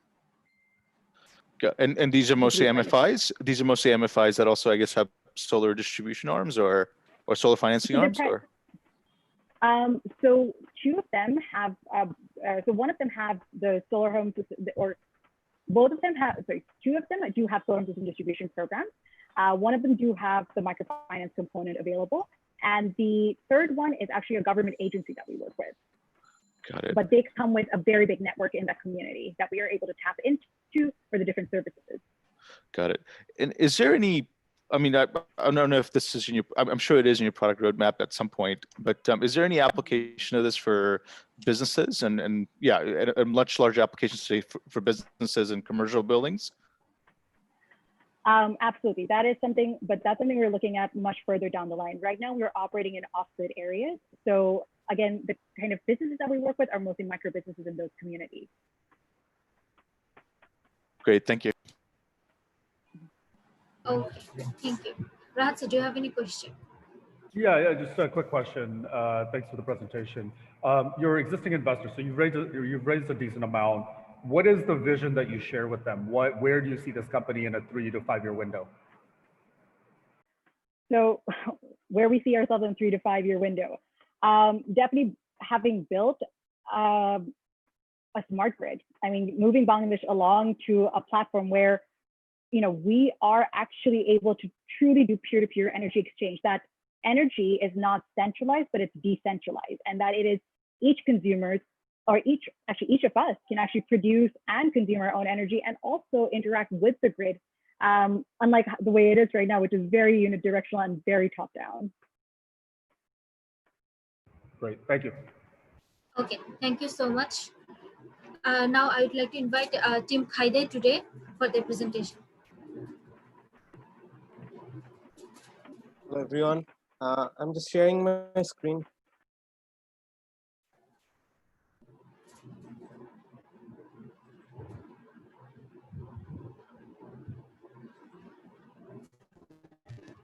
Shall I start?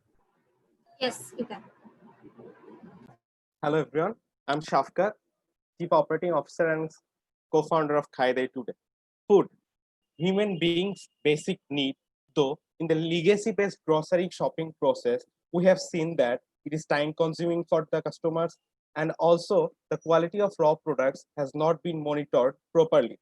And at the same time, the foods are often being contaminated in the local supermarkets.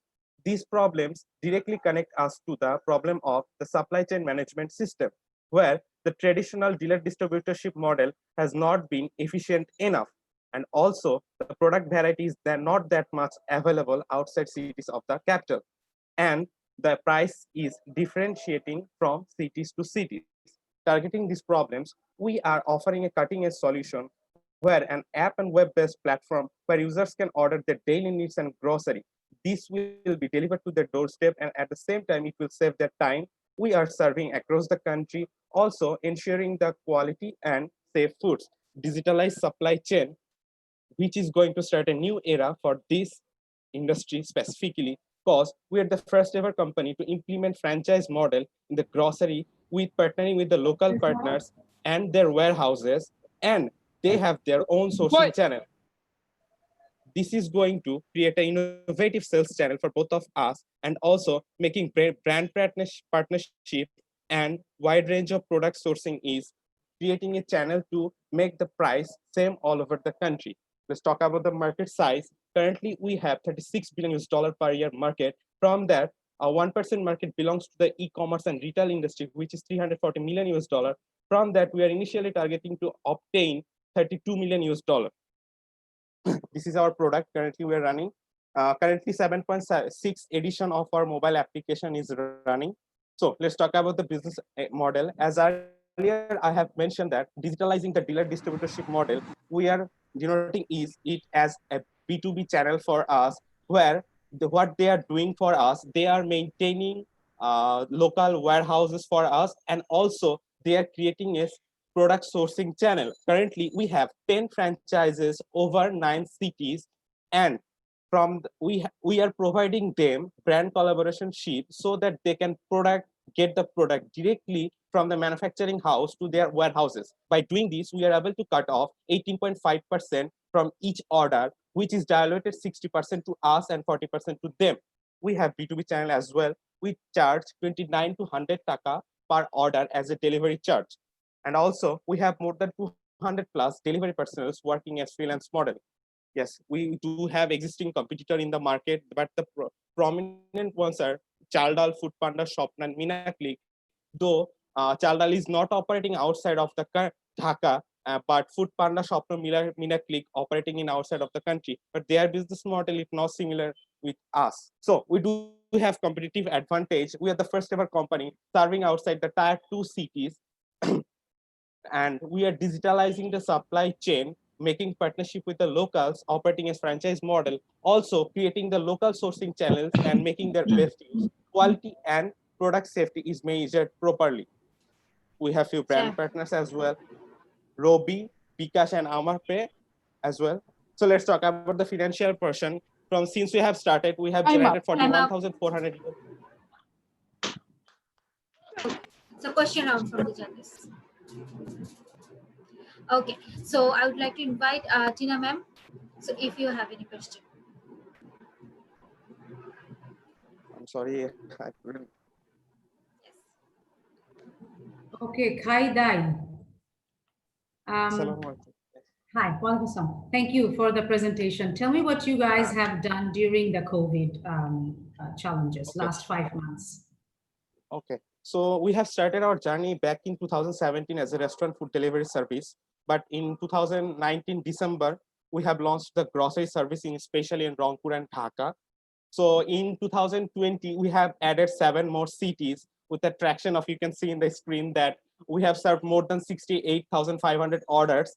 We are currently serving 9 major cities, and also currently we have more than 47,000 active users.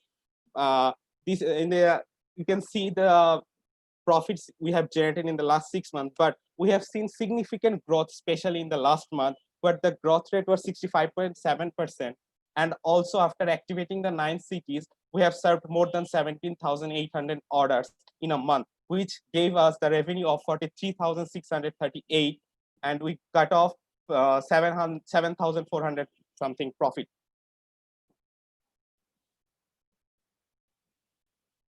Sorry. Last few months, so since March. This is your number since March. This number is from the January actually, because we have started from January. I asked what is your what have you guys done, or what is your result during the last 5 months? How you have survived? Do you have that number? I'm interested to know if you have done anything to survive this this business challenge, because almost every single startup went through a challenge, right, due to COVID. Okay. Wanted to know Okay. what you guys have done. Thank you. Okay. So initially, as I mentioned, that we have started with restaurant delivery service. Due to COVID, that was, we need to keep that off. And initially, we started expanding or exploring the more cities. And in the last 5 months, we have added 7 cities. And onward, we are targeting to add 1 more cities in coming months.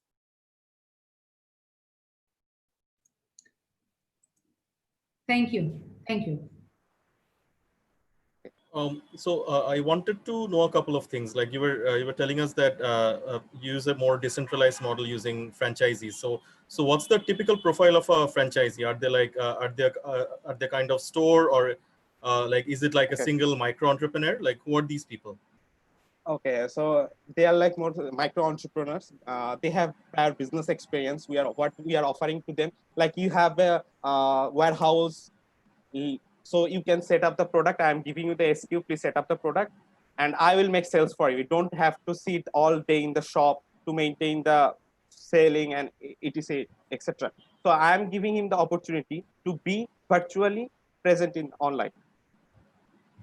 So who is sourcing the products? Like since groceries are inherently perishable, like are the franchisees sourcing it themselves, or are you helping them with the process? We are helping them for sourcing the branded products. Like we have partnered with especially BD Foods and Kazi, but they are sourcing the raw materials like vegetables, fish, and meat, own local sourcing. They have the local sourcing channel, and I have also mentioned that they have the franchises we have currently connected with them. They have their own sales channel. So I'm sorry, product sourcing channel, from where they are getting the product directly from the farmer's house. As I have mentioned, we are operating the tier 2 cities, but they are easily connected with the farmers. They are cutting down the middleman and getting the product directly from the farm. Yes. Sorry for interrupting you. Please go on. So they are cutting down the middleman, and they are collecting the fresh veggies from the direct to the farmer house and putting them in their warehouses. So what's your mechanism for ensuring quality for these perishables? I'm guessing like it's very easy for like fish and vegetables to get rancid. So what's the mechanism for ensuring quality? Okay, we have a quality concern team working in each city. Before delivering to a customer, our quality concern team makes sure that the best of best product be delivered to the customer's house. And we have set up our unique mechanics to be ensured. But initially, for the fresh vegetables, like you see, before I deliver to your house, I cannot say, or you cannot say the product is bad or good. Though if the customer complains for the product, we have the opportunity to make sure that the customer gets the best product, because the product qualities and the refund return entirely depends on my franchises. I'm working as a sales guy for them actually. Okay. Last question from my side. I wanted to sort of understand the volume of trade or transaction volume per day in some of these tier 2 cities. I'm guessing like the volume is probably not going to be as much as that of Dhaka. So do you think the volume is enough to help the franchisees survive in this business? Okay, you see, in the grocery section, the most interesting fact is the ticket sizes. So sometimes our average ticket size is 2100 taka, and initially sometimes we get to make profit of 21.5%. So on an average, we get the profit of 18.5%. So as you have mentioned, for the tier 2 cities, in the tier 2 cities, the customers that don't have that much option. So their customer switching cost is a bit less for me. So that's why I'm surviving in the tier 2 cities. And one more interesting fact is my 70% of order comes from the other tier 2 cities. Only 30% orders I get from Dhaka.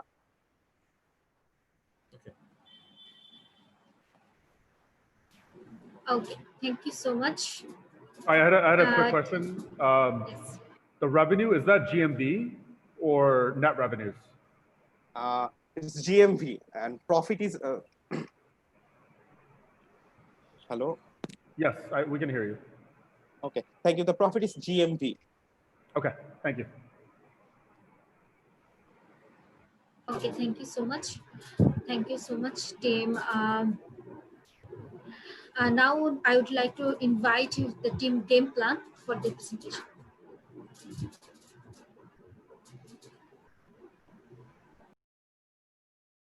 minute, I'm sharing the screen.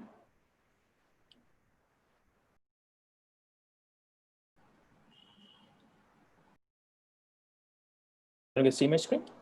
Yes, we can. So Okay. Hello everyone, I am Sanjar, founder and CEO of #1 fantasy sports platform in Bangladesh, GamePlan. Bangladesh is a highly densely populated country with a technology adaptable young population who follow sports and gaming like religion, yet it lacks entertainment opportunities.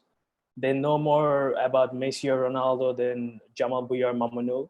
They follow league matches of other countries, but not their own.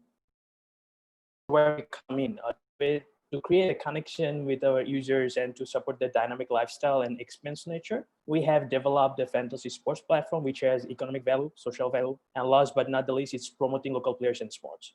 We have vision to add streaming, scoring update, merchandising features, which can eventually give us the pathway to explore the esports vertical, be that by organizing events or even running a team. Here you can see a sneak peek of our product. It's very simple to use our app. And this is our journey to growth and beyond over the last 15 months, most notably the increase in engagement from May to July, a surge in consumption of entertainment, which reiterates our positioning as a platform for digital entertainment through gamification. For the last 3 months, we have been hitting more than $10,000 revenue consistently. People of Bangladesh spend $13 on an average on sports and leisure every month. There are 90 million mobile internet users, at least 50 million are sports and gaming enthusiasts. Initially, we are targeting to obtain 2.5 million users just in Bangladesh. For any sports or game, we offer at least 10 paid contests where entry fee varies from 15 cents to $7, and we make 15% gross profit from each transaction. Even with very conservative data, we reach break-even on the 14th month. 360K paid games basically means 3,000 users playing 10 games a month. And that's equivalent to 360K paid games. There are a couple of Facebook groups running fantasy sports offline, along with many illegal betting happening offline and online. Also, there are a couple of other online fantasy sports operators in Bangladesh. But we are getting the first movers advantage due to the network effect we have already created. We are the only platform who are providing casual games along with fantasy sports. And most importantly, we are running a fully dedicated team where our customer support and technical support has been top-notch. Being a tech guy myself, I returned to Bangladesh to combine my technical capabilities with my passion for sports. Both our technical lead and other managers have 5+ years of experience working for different foreign and local clients. We can have huge impact on Bangladesh economy by generating high revenue for auxiliary support service providers of our ecosystem, or by incremental consumption expenditure of our users into the economy from where government will be receiving extra taxes. Fantasy sports startups alone have successfully attracted more than $250 million USD investment in India from overseas investors. We can help in foreign direct investment inflow into the Bangladesh economy as well. Thank you very much. thank you so much, Team GamePlan. Now I would like to invite the judges. Tina ma'am, do you have any question?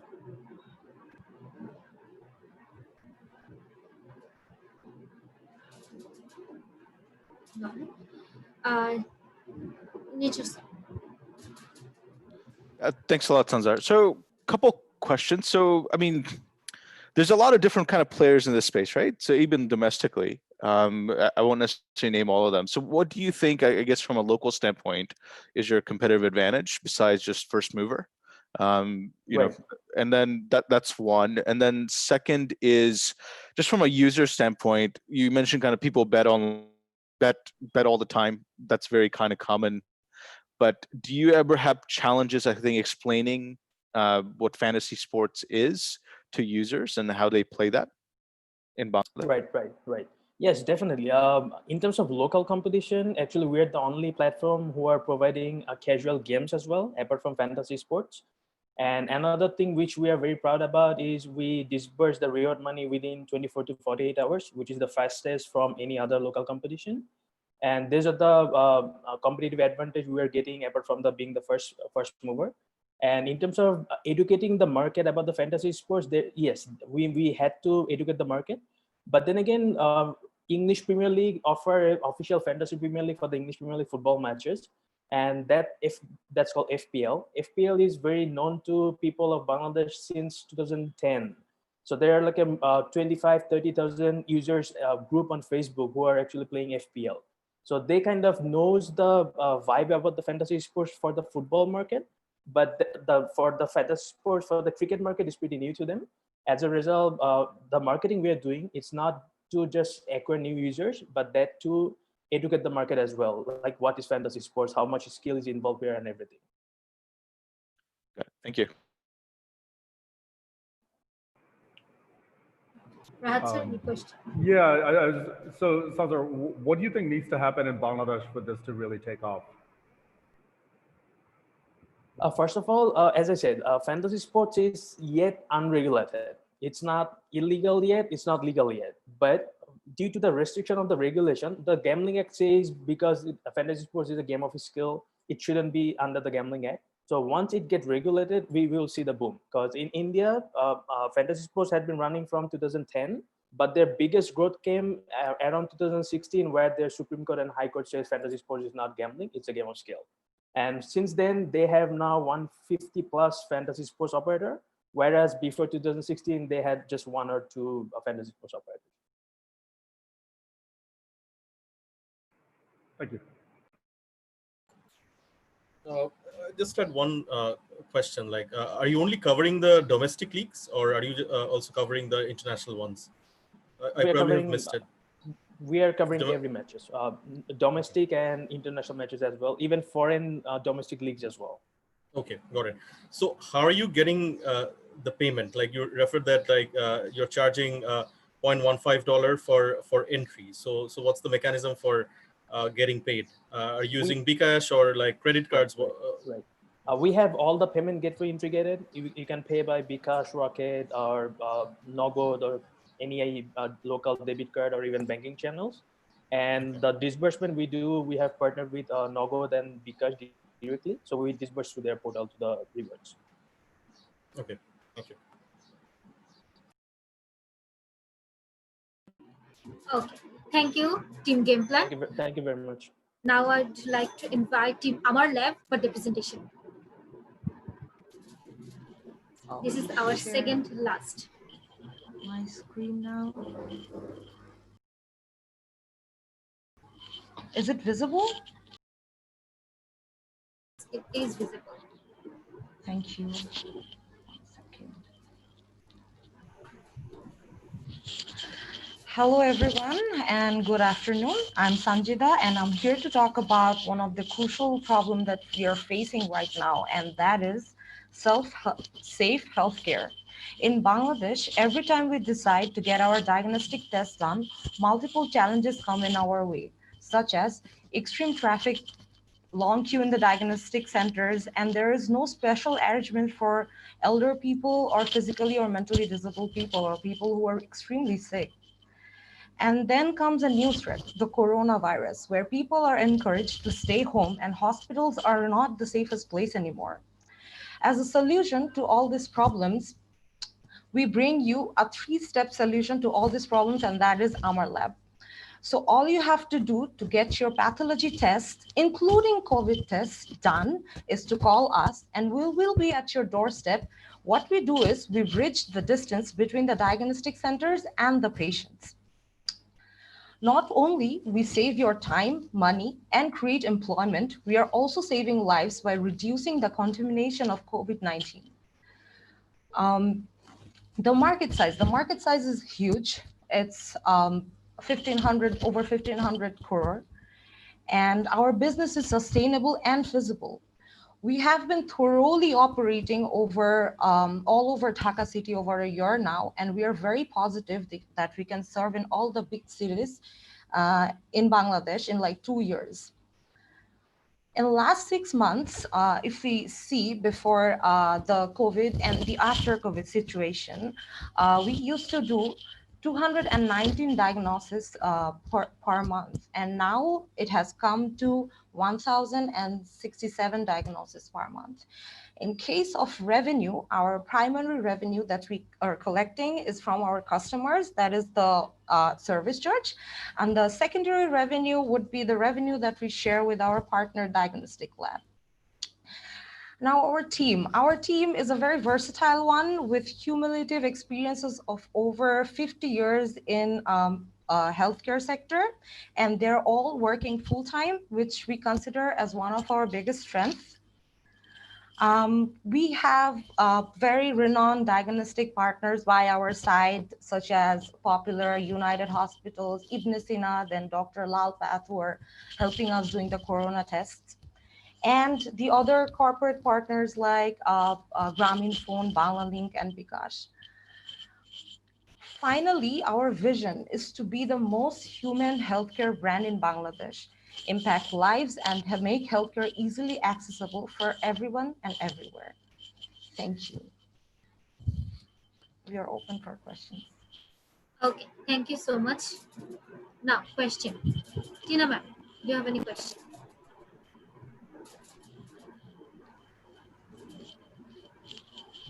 I'm going to wait a little bit because I just joined. So Okay. let me just quickly look at our lab, and I'll ask Nijor or Rahat to ask the question. But I do have questions for them. Thank you. Thank you. Nijor, do you want to go? Sure, no problem. Thanks for the presentation. So a couple things. In your pics, I see these doctors either on a motorcycle or in someone's house. So are you? I do apologize if I didn't get that from the presentation. So are you sending doctors to people's homes? No, sir. These are actually our medical technologists team. Sometimes if you are referring to this picture in particularly, this is one of our medical technologists. He's actually, explaining the reports to our clients. Sometimes they want to know if the tests are very bad or good, and what state they're in. So yeah. So sometimes they explain the reports as well. Got it. What sort of, I guess, automation do you have embedded either in the customer journey or on the back end of your business? Or we have our website ready, and we are working on our app, which will be ready in like 1 or 2 months. And yeah, so people can order, make orders through directly calling us, because our target market, they're very versatile. A 3-year-old kid, he's also our customer, and then a 60-year-old woman, she's also our customer. She would be more comfortable, directly calling us. So we have, open all the possible windows for our customers. How can they can contact us? They can use the app. They can use the website. They can call us directly or order through our Facebook page. Got it. You mentioned corporate partnerships. How are those structured, or how do they help you, and how do you help them? So, Hasib Bhai, do you want to answer that? Yeah, sure. You want to know about our corporate partners, right? Like, and how it works. There are 2 types of corporate partners. First of all, our lab partners, like Popular Ibn Sina United, Dr. Lal Path. We are partners with them in collecting samples from home. So whoever is calling Popular refers to us. So we go on behalf of them and collect the samples. So this is one way of handling our partnership with our labs. And in terms of corporate partners, say, for example, Confidence Group, they provide health allowance to their staffs. So what we do is, whenever they need any diagnosis, they call us. We go to the office or the employee's home to collect the sample and deliver the reports. So they don't have to go to the lab to do the test, basically. Got it. Can you tell me more about your unit economics? Like, how much do you charge per customer? And because you've got logistics expenses, you've got personnel costs. I'm curious about that. Right. As service charge, we charge Taka 200 per person, no matter how many tests they do. And we get the commission from the labs as well. So we get 2 streams of earning for the company. So 200 is the baseline. Like, that's the base. Yeah. I have to pay that no matter what. And we have decided no matter how big we grow, we're gonna keep it as minimized as possible because our clients are our first priority. So every ticket we try to, minimize the cost within 200, or we don't even consider, sometimes we spend more than 200, of course, but still we try to give our best service to the clients. Okay. Now, I mean, so what I understand is you come in between the diagnostics labs and the customer, right? And so what would you say is your competitive advantage? Is it your fleet? Is it your network? I'm just curious because, can somebody theoretically come in between and try to offer the same service, or couldn't the diagnostics themselves do the same service? I think some of them are doing that. Yes, yeah, that's a very valid question. First of all, we're the first mover of the market. We're here for like 2 years. And on top of that, our fleet, that's our advantage because healthcare services are very critical. At the same time, you need some sort of human touch. You need to feel good about the service. So our people are well trained in this space, and they're expert in their work. At the same time, they do talk to the clients, take time for providing the service. So you get the diagnostic service in the comfort of your home. You don't get this service this level of comfort in the labs usually in our country due to the And rush. we prioritize the quality over everything. I mean, if you see our, I think we have a picture in our slide, our collection box, you don't get to see this kind of setup in like the normal, services that the hospital sends home individually, or yeah. Okay, great. And then in terms of just between how does someone order a service from you? Is it through Facebook? Is it through the phone? And then how fast does it typically, or how long does it take for somebody to come to their house? Well, people can order through Facebook page, or we have a dedicated call center that work from 9 to 9, and then we have our website as well. So these are the main free trains. Our app is coming very soon. I think within 15 days to 1 month we'll have our app as well. And usually it takes about like 12 hours. That's the max time. Say for example, someone orders at 6 p.m. today, we will send our people by 10 tonight. So that depends on the number of orders we're getting. If all the slots are booked, then at max he or she will get the service tomorrow morning, the next day morning. Like for example, if previously it would take us, if it's somewhere in Dhanmondi or Uttara, would take us like 1 or 2 hours because we had less clients. But now we encourage our clients to book the appointment prior to the day they want to get their test done. So yeah, that's how we are operating currently. And do you have you mentioned the neighborhoods. Are there particular neighborhoods where you have a high concentration of customers or orders? Yes, Hasib Bhaiya, please. Yes. Well, we started from Dhanmondi. So somehow the most orders we get are from Dhanmondi and Mohammadpur.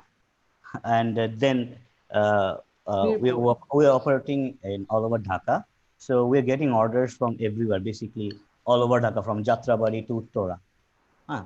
So we're getting most orders from Dhanmondi, then getting most orders from Mirpur and Badda. Thank you. I asked a lot of questions, so I'll yield to Rahat, then Zahid Bhai, and then Tinaba.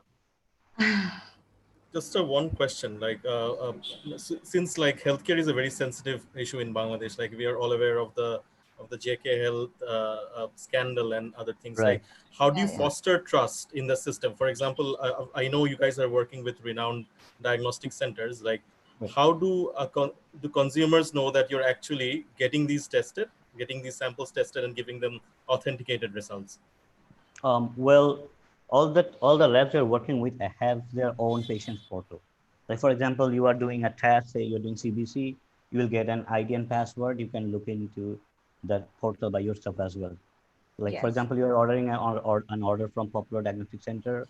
I can provide you with an ID and password, so you can log into their portal and download your results. No, I think that's a great mechanism. But in terms of marketing, like I'm sure you're not serving the tech-savvy people as well. So in terms of your marketing strategy, is there anything special that you're doing in order to foster trust within the system? So basically, I'm just curious. Yeah, right. So I'll share an experience with you that I've had while working in our lab. So so we have seen clients like, at their 30s ordering tests for their parents and everything. So we have seen that client, turning their parents into our direct clients. As in, like in 2 months or in 3 months, the woman who's 60 or 70, she doesn't have any idea how Facebook works or how our website works, but she's still calling us. She has our number saved in there, in his or her phone. So what happens was what we figured is like, initially, since it's a very sensitive topic, healthcare itself, first time if you take our service, suppose you're one of our clients, you are very nervous to whether how it's gonna be, someone is going to come to your place, and given the corona situation, contamination, PPE and everything, protection. So the first impression of the MT of our lab, the medical technologist, is so fantastic. We actually trained them like that. So there is this human contact and touch, and then the trust is also there. So what we figured out that if you try our service one time, you're picking Armor Lab over going to diagnostic center yourself. That's how we train our MT, and that's how we deal with our customers. From the very beginning of COVID situation, we have never taken any breaks. We worked like every day without any weekend, preparing our team. We had a separate team who handles corona positive patient for their diagnosis and to do their COVID test as well. So we have a different team for that. We had to prepare that, make plans and everything. Even last year, if you guys remember the dengue situation, it got really worse. We had our doctor panel open for all the questions, over phone doctor consultation 24/7. We were there, we were guiding. We didn't take any break on Eid even. So that's how I think that trust between us and our customers, it kind of build up. And yes, I think I'm describing it too much, but yeah, that's about it. No, thank you. One last question from my side. So you were telling us that like you send the technician to sort of go and explain the test results to the patient, right? So don't you think it would cost you more money? For it. Okay. Is there any additional charge? Is there any additional charge for that, for sending out the? There is no charge for that. Nothing. Isn't it more expensive to send out these people, because I'm guessing like these are like trained, skilled people, so you don't have too many of them. Sort of like, so do you need to actually send them to validate or explain the test results? Well, or a phone conversation would suffice? Well, we have we work both ways. If some of our clients who are very keen to know, they can't wait till they visit their doctors, they would call us and they would ask, do you have any doctor available right now? And we do have a team. We have 2 and 3 doctors of our own who are working as CCO, and our CEO himself is a doctor, and he's a very nice person and he's very helpful. Every time he's free, and we would go like, Bhaiya, so there is this client who is very eager to know how she's doing or how he is doing, and he would go like, okay, fine, I'll talk to him. So we have done that too. Okay. We have learned a lot, experiencing and learning, and facing pandemic, then dengue and everything. We have come a long way, we can say that. Hi, can I ask a question? Yes, Sanjita. Sanjita, good. So you guys are still part of Spriha, right? Or are you a spin-off from Spriha? We are now a limited individual company. Okay. We are not a part of Spriha anymore. It's been very few days that we got separated. And you are in the market for fundraising? Yes. Okay, and good. we are in dire need of that. That's okay. I missed part of it because I got disconnected. So Sanjita, this is very important. When you are coming in a public forum, especially when you're in the middle of fundraising, this is a feedback that I want you to take back to your management team, and that is we have a very esteemed judges, not me, but we have like BD Angels and Rahat from Anchorless, and everyone else, Jahidul from Light Castle. So one thing is very, very important. You have to have the CEO or a founder's representation. Okay. I think that that's important because you don't get a panel like this to pitch for fundraising that often, right? And especially when you are kind of new, the company is new and trying to do a fundraise. So I would ask you to take this feedback back to your management team. And I do wish all the best for Amar Lab, and I do want to see you guys. And I do want to learn more. How would you sustain this business plan? Because at some point, you have to make money, you have to make profit, and then you have to scale up and sustain. So I want to learn more about that.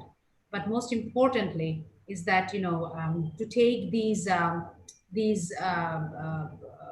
opportunities for to pitch in front of these panels actually very seriously. I'm a bit disappointed that your co-founder, you have 1, 2, 3 of them, and none of them are here. Not even one of them. Tina, Hasib Bhai is one of our co-founders. He's here. Okay, so I don't see that in this list. I see Tazeen and Dr. Ishtiaq and Tamzid as the co-founder. So if Hasib is the co-founder, then I would have expected Hasib to make the pitch, to do the presentation, right? Yes, so that is ma'am. even more serious. Yeah, Even more serious. Notes taken, ma'am. Thank you for your. But I do love Amar Lab. I mean, I do love your. I do love Spriha, but and we love you very much. You have to take this very, very seriously. Okay. Thank you very much. Thank you so much. Thank you so much, our lab team. Now we have the last team to cover, and we have with us Mechanic Koi as the last team. I would like to invite Mechanic Koi for their presentation. Hello, everyone. I just take some time to share my screen. Guys,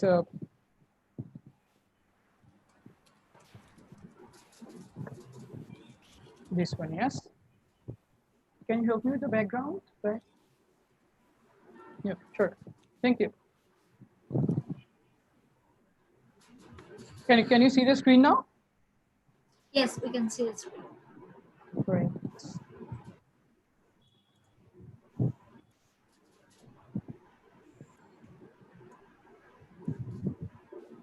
Why is it not going? Sure. Great. Okay, we're up. So, am I audible? I just have. Yes. Great. Excellent. So we're going to start now. Hello, everyone. This is Russell. Russell works at an automobile workshop. He has no formal education. He thinks petty crime is not a crime, and he has no advanced training. On the other hand,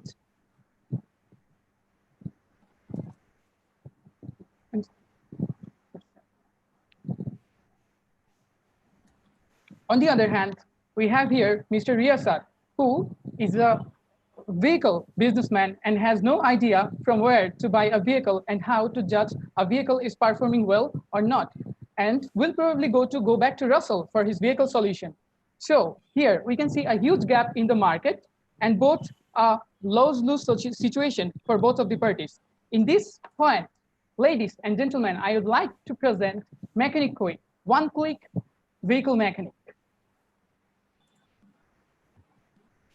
I'm sorry, I'm having some issues here. So let's have a look what our services are. We provide emergency vehicle repair support, vehicle health consultancy, authentic part sourcing, consultancy before buying. So when you were born as a new car customer, your relationship with Mechanic Koi begins. Let's have a look at the value chain. When you have a problem in your car, you pull out your phone, you call Mechanic Koi, and our advanced ERP system forward it to our field agent The field agent is the one who makes sure there is a suitable mechanic for your car, and that turns you to a very happy customer. And the cycle continues. Currently, we have 211 automobile workshops, 106 part shops, 10 field agents, and 15 mechanic individuals.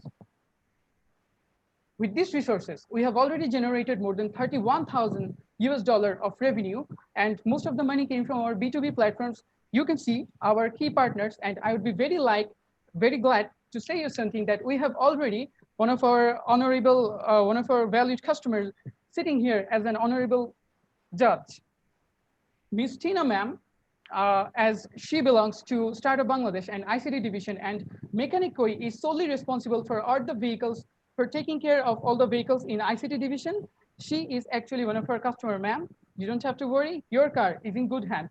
So till now, for 3 years of operation, we have served more than 5,000 customers in total, and 1,800 of them were secondary sales. That means the customers were so satisfied that they came back. Till now, we have raised funds equivalent of 27,000 US dollars. Let's have a look at the finances. The unit economics, as you can see, the average revenue per customer is 610 with a very huge highest and lowest point. The capital growth we are expecting in reaching 100% in 2022. And the current CAGR is 17.43%, which is apparently more than Pathao and Sheba XYZ when they were actually 3 years old. So let's have a look at the value proposition. As we have already mentioned, we are building a bridge between the mechanics and car owners. So the mechanics are getting enrollment in advanced training, better payment package, social training, and the car owner are getting widely accessible service, deal with professionals, and control over the price. However, Mechanic Koi is also serving some social developing points. Yes. So let's have a look at the competitors. Can I finish this slide? Okay. Great. Yes. Looking at the innovation, considering the innovation drive and market penetration rate, the local stores are already in the pre-decline zone, and there is only one competitor we can talk about is Jantric. But if you go deep down to the data, Jantric has the most number of signboards, but this is Mechanic Koi who has most numbers of the customers in the market.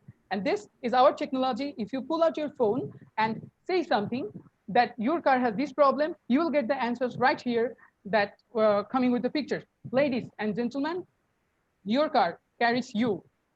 This is a matter of question. This is a matter of question of your safety and comfort. Do you love you and your family enough to be a part of the Mechanic Koi revolution? Ladies and gentlemen, I am Ashraf Hussain Sachin, the CEO of Mechanic Koi, concluding the presentation. Thank you, everyone. Thank you so much. Question from the judges. First, we are open for questions. So.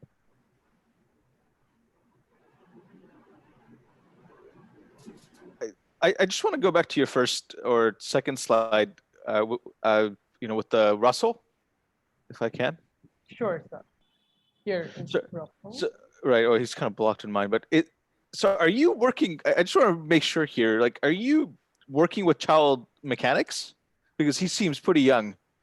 Yes, he seems pretty young. So this is the problem, that our garages, our workshops has a lot of child mechanics, and we need to revamp the situation. We need to take them out of this business. So are you doing that? Yes, we are doing that. And you will be very glad to know that we are actually launching some training platform from them as well, as I have already mentioned them in the slides. Wait, but training to be a better mechanic? Training to be a better mechanic and training to be a better human being as well. So in that part, the child labor is actually excluded. Okay, but I mean, this seems like an issue of a greater societal problem. And also, I think, working with the garage owners. So how do you do that to, within the garages that you work with, how do you eradicate or eliminate child labor? Sure. Actually, this is a very alarming situation because the child labor has been infected a lot in so much a bigger number that we cannot actually just go in and motivate them to do it otherwise. So what we do is we call it the slow poisoning system. We go to them, we build our partnerships better, and we talk through them. And the best we try is push the border away as much as we can, so that they get demotivated at a time and send these children to the schools as well. So how, of the services you've done till date, 100% sure that there has not been child labor in the service provision? Sure. Yes, I would like to show you another slide that we have told you. We have some individual mechanics as well. So when our field agent goes and pick the mechanic for your vehicle, they never pick the child labor. We are not up to that illegal work, sir.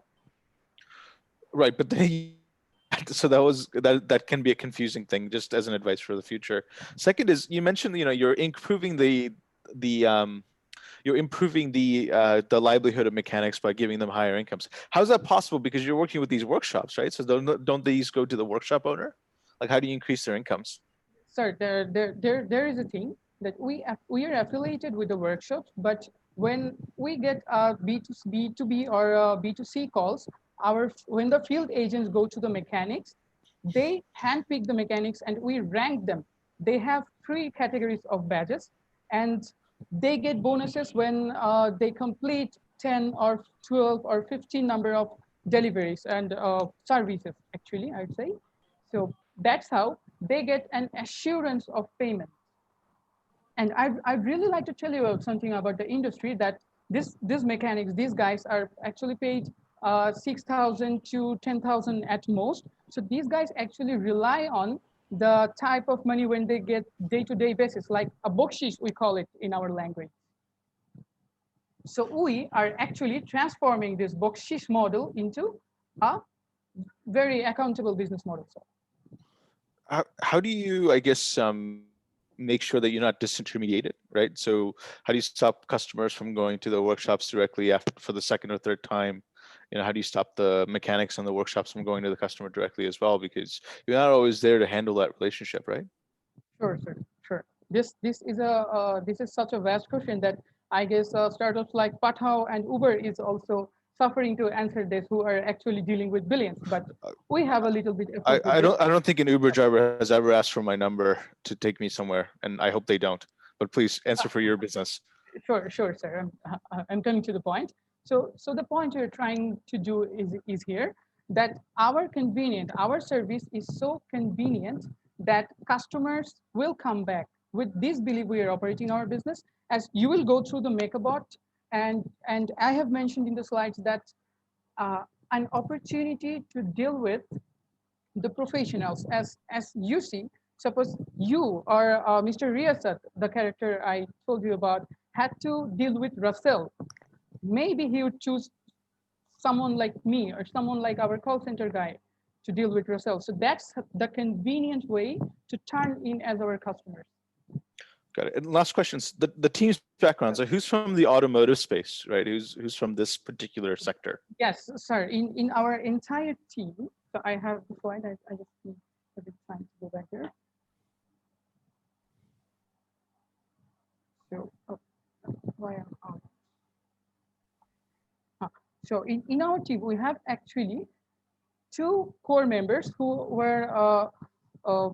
had 5 years of experience in mechanical engineering, and our members, as we have been operating our business for 3 years, you'll be very glad to know that they have actually hands-on training, how everything works, how the mechanisms are, how things can be costed, where are the loopholes, where are the gaps in the market, and this is very, very core thing that our team actually look forward to, sir. Okay, got it. Thank you. So, thank you so much.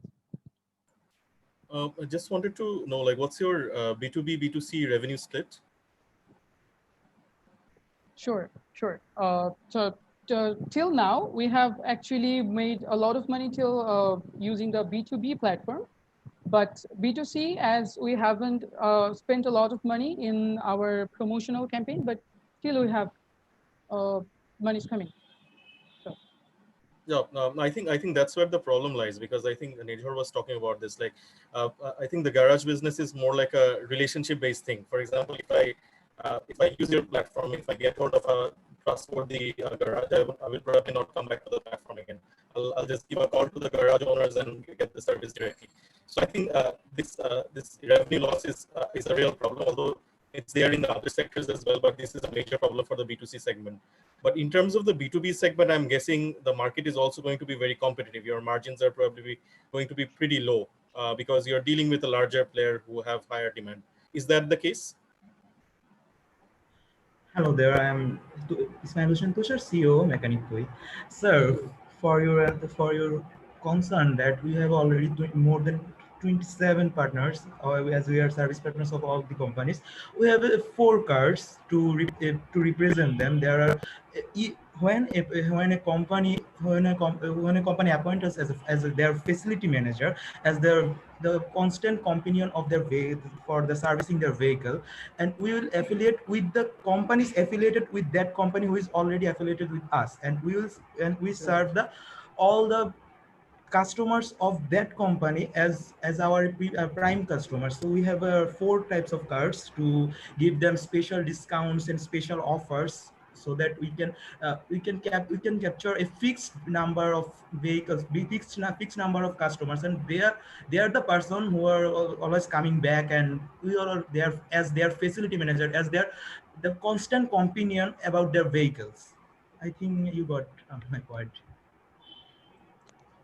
Are you referring to the B2C market or the B2B market? It's a specific model. We are actually capturing B2C market through our B2B market. For example, you are a company and we are mechanic. When I am coming to you and I wanted to be my vehicle facility manager, and I am offering you an offer. I'm offering you an offer of giving 15% discount. Actually what it is, 15% discount in all services, and I am offering your customers, you should have you also have your customers who are actually the consumers of your product or of your service, and I am giving your customers or consumers 10% of discount in every services. So actually we are capturing the B2C market, but gradually, as we haven't raised enough funds to capture whole the market, because if we are really and want to ensure that we are really want to ensure the quality services, as we are focusing to make it fixed by customer base, and we want our customers to come back to us, and that's why we are we are approaching this. I got your point. You're just referring that you actually give the employees of your B2B client to sort of like avail your service, and they get a 15% discount. I get that, but but if they directly go to the garage, I'm sure they're going to get the same service at a lower rate. They don't have to pay for the service charge, right? Am I correct? Let me explain you. And our costing and our prices are not too much higher from theirs. Like our pricing is much lower than our existing online competitors, Jantric, Toolbox, and Broom. And the fact is, we are facility manager. Facility manager means your vehicle is our headache. We're gonna solve your tax token problem, insurance problem. We're gonna solve your driver problem if you need any driver at any time. We're gonna solve your any registration kind of problem. We're gonna solve your any parts problem. If you need any wash, if you want to disinfectize your vehicle, if you want a disinfectant tunnel in your office, we're gonna give all that. And your vehicle is our headache. That means you don't even have to take your vehicle to the garage. We will come, but the garage will come to you, as we are your facility manager. So, and the most important thing is, your office is in Uttara, then your affiliated garage will be in Uttara. But what happens if your car stops at Dhanmondi? Because we are mechanical, and we are the biggest garage in Dhaka. We are everywhere, in Dhanmondi, in Uttara, in Mirpur, in Mohammedpur, even in Bosila, even in Kachpur, we are there. So there's the point we want to make, that we are everywhere, so you will get support from us everywhere. But how do you fix the pricing? Like, I'm guessing like there might be ad hoc requirements or demands for certain services, like for tax token and those kind of things, and maybe it's anything else. How do you do the pricing, or do you fix the pricing like, you pay me this amount of money, I'll do anything that comes up? How does it work out? Actually, we don't actually take revenues from those kind of services. We wanna do this in a regular way, like how much you need to pay when you want tax taken. Like that much money you will have to pay to us. We won't take no extra money from you for your tax token. We want to build up a relationship with you. as we will collect our revenue from services, from washes, from parts, because as we have a very is a affiliation with the importers, and we'll get parts less than you will ever get in any shop. That's why we're gonna generate our revenue from there. So the tax token, the insurance is also coming from the affiliated company with us. We have MOU with banks, we have MOU with insurance companies. So we're gonna connect you with these companies. So that's why you will get the services without any hassle. And as a compliment, we are gonna give you that. Got it. I think you're basically going to adopt a ring fencing approach. Yeah. No further questions from my side. Okay. Thank you so much, sir. Sir, I'd really like to mention another matter, that there is a voting panel ongoing in the Entrepreneurship World Cup official page, official website, and Mechanic Koi is currently leading the voting panel. We are the #1 team who has the most number of vote and 5 stars. Okay, thank you so much. That was the participants voting panel. So we have also judges who will give their opinion, and they will give their marks to the participants, and we are going to count that one because that's the most important one and essential for us. So any more question from any other judges for this mechanism? Yeah, can I just get some comparison versus Xantric and Automan? Yes. How do you guys set yourself apart from Xantric and Automan? Sir, the thing is, when you encounter with Jantric or Vroom or the other companies, you will see a lot of huge delay in the service quality, and their mechanics are not handpicked like ours. And we actually tried their service.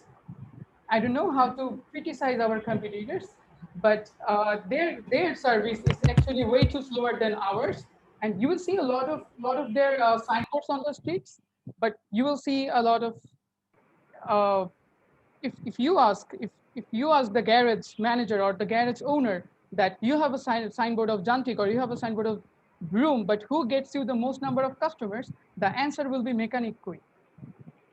So that's why I said in the presentation that we have the most number of customers, but they have the most number of signboards.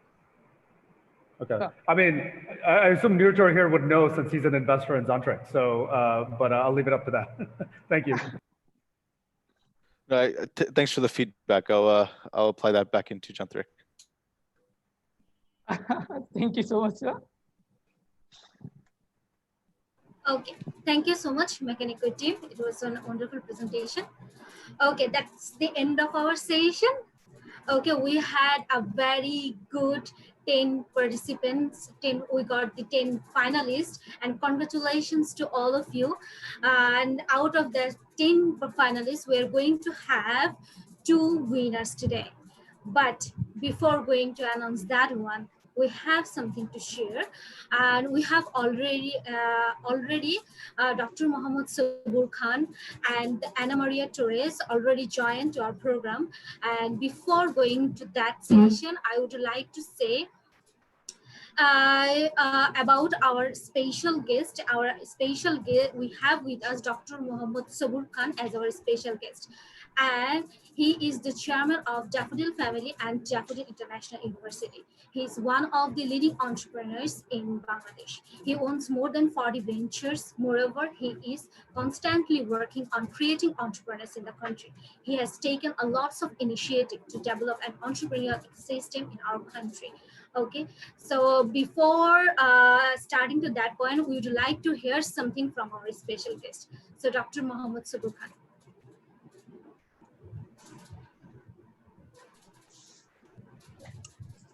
Okay. So first of all, thank you very much. And I understood it's a long time to go through all of the pitching. And no doubt it was a very tough job by all of the judges. So my best respect and honor to all of the judges who already took a lot of their patience, and at the same time, they already and go through all of this point. Competitor and good young entrepreneur, what I before joining. We realize in context of Bangladesh and due to cost,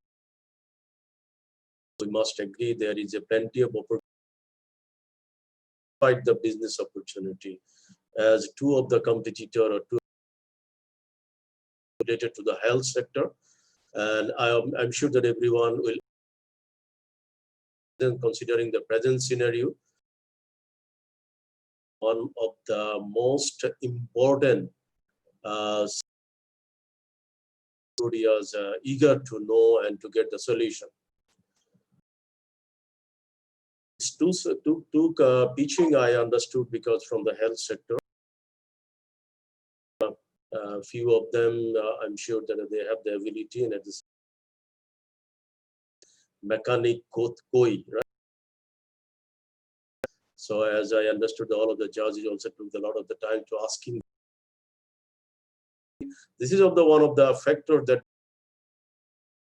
get service and solution from their home, rather go to the service. The disruption and a lot of the changing mentality will be coming. 19, lot of cases we are not aware that solution provider and what business will be coming in our hand or. So considering all of these factors, all of these technological development, COVID-19 that we are not experienced for all of the pitching also virtually, but this computer is also, they also giving showing their talent, showing their budgeting, business proposition, everything from their great opportunity, I must say. And before COVID-19, eager to know about the Skype, Google Meet, but now you see the position in the whole world. Will be coming, and I'm sure this our talents, especially the young talents, must say that they are need to, because they are to know the competitive analysis. Every case, their funding, they are asking the money, but as per my understanding, because a lot of the people are in every corner in the whole world, I think the investors are, I must say that they are completely ready to invest to the good. Is that the investor is ready? Are they real competitive? Really, they are taking this. The investor is always try to get their depthness. Love to say out of the box. Always you love to say how much they are ready to. Are they ready to first? Then from the failure, they will learn how to become the successful. So these sorts of entrepreneur, the investment is always. I don't like to go through the lot of points because I understood, because already the panelist is already asking a lot of questions, and I'm sure this also understood that what exactly entrepreneur or from the investor. So I hope and I will competitor that please try to get the pulse of the judge. Even the government is also now after the start of Bangladesh, government is also very eager to invest, come up with the right solution and be a challenge that really you are ready to become a, because everyone is ready to invest for the right. Very much. Thank you so much, sir, for such insight. Now moving to the next part. Due to an unavoidable, Mr. Jonathan Ortimus will not be able to join us today, but he has given us a short video. I'm going to play this one for you guys. Okay, let me give a second.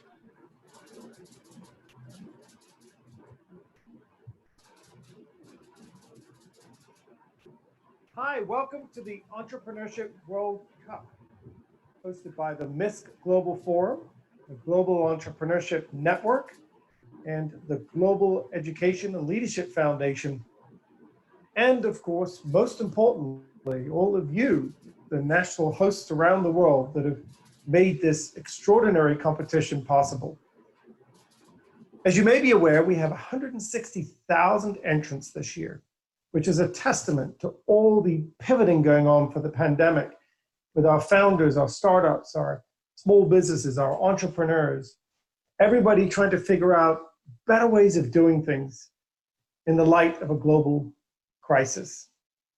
We're very proud to say that 198 countries are participating, and that, of course, we have an extraordinary volume of ideas and talent assembled here at this important moment in history. You know, the EWC is not just a pitch competition. As you all know, we're just as focused on those of you who do not win as we are on our winners. We're particularly proud of the fact that we give everybody access to EWC Accelerate, which is a virtual training and mentorship platform. And we have so many things on that platform available, ranging from honing your skills around using the exclusive content library for learning about customer feedback, or learning about pitching and deck creation, or learning about team building, or just company culture. A whole range of perks to sort of turbocharge your startup.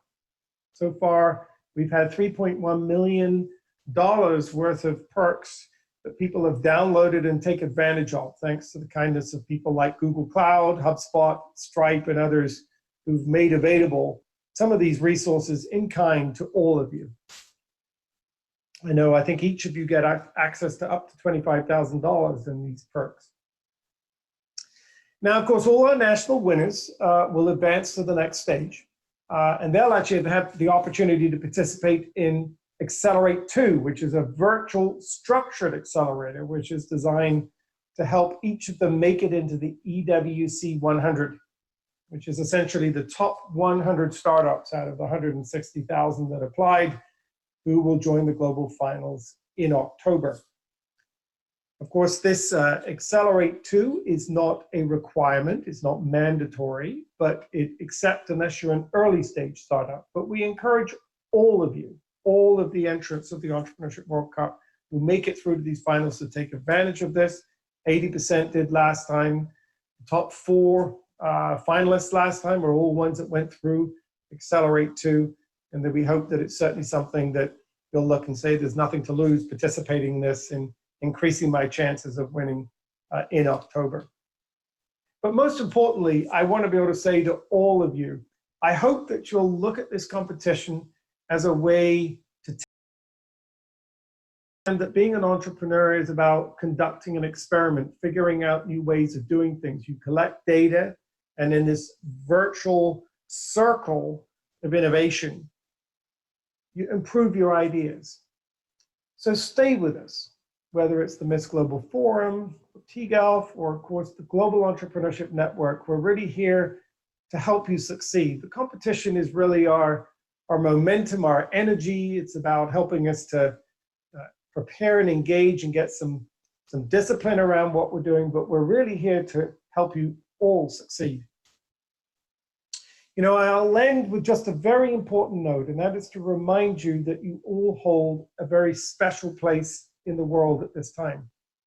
Entrepreneurs, perhaps more than any other group of people on the planet, have a degree of comfort with uncertainty, with lack of predictability, with crisis. Because when someone comes in and completely changes the rules across the planet, entrepreneurs are very courageous. You're people that see, yes, opportunity, but you also see, you're not fearful of it. You see the rules change, it means something that wasn't possible before may be possible now.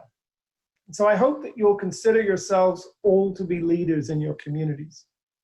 At GEN, for example, my organization, we're working extremely hard to prepare the world for this. Most importantly, with the Entrepreneurship World Cup in these next few weeks, where we'll try to get everybody innovating, pivoting for the pandemic, come up with 160,000 new ways that we can make things work in the future in this new economy that we'll be entering. But then in November of 2020, we're challenging every nation on the planet to celebrate Global Entrepreneurship Week, which is essentially a way of saying, you already get the power of entrepreneurship. Reach out in your communities to those that don't. Let's try to get more citizens in each of our countries being starters. More citizens thinking there's got to be better ways of doing things, taking the initiative, being part of solutions, coming up with ways to help not just themselves, but their fellow citizens. So I hope that you'll get involved in Global Entrepreneurship Week. It's happening already in 177 countries, and we hope to have more signed up soon. And then, of course, at GEN, we're also leading up to everybody returning for a Global Entrepreneurship Congress, for which you're all invited. You can go to gec.co. And this is where we will have a variety of virtual programming leading up to a finale that will allow us to all together work hard to figure out what is going to be the future of our economies and what is the role of entrepreneurs. I think you've all heard it many, many times before. You're valued in your societies because almost all the net new jobs come from firms less than 5 years old. Big companies in environments like this tend to shed jobs, whereas new firms tend to grow and create jobs. You're extremely important in an area where most of our communities are suffering from high rates of unemployment. So we hope that through the Entrepreneurship World Cup and some of the other things that Jen and our partners are trying to do here, that you'll consider yourself to be part of the solution. That we want to be part of helping to light the candle, not just in your heart, but also light the candle in the hearts and minds of many of your friends and community members. And so together we can solve, together we can work as one global entrepreneurial ecosystem in helping our economies and our communities rebuild after this difficult time. I'll end with one important note. I'm still astounded to this day. This pandemic was tailor-made for a global response, but somehow at a political level, it never got it. There were thousands of siloed responses in communities to this. I hope that as entrepreneurs, we can set an example for our political leaders, set example for the rest of the world and say that just like national boundaries are porous to viruses, they're also porous to innovation. And that we can work together as one community in coming up with solutions and answers and ideas, no matter where you come from, that we can be part of the solution in 2021 as we all rebuild and try to rebuild better. So good luck today. Thank you so much for being a part of this. I hope you'll remain part of this powerful movement of entrepreneurs around the world who are solving problems and part of the solution, seeing the glass half full. And I hope to meet many of you in the weeks and months to come as we look to be these problem solvers. Best of luck today, and thank you.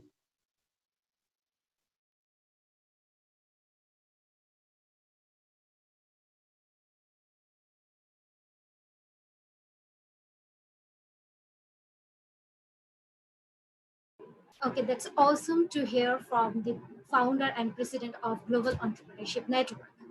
Okay, now I would like to invite, okay, before going to that, you might have a question that who is directing this Entrepreneurship World Cup from the GEN. So here is Ms. Ana Maria Torres, who is the director of Entrepreneurship World Cup in Bangladesh.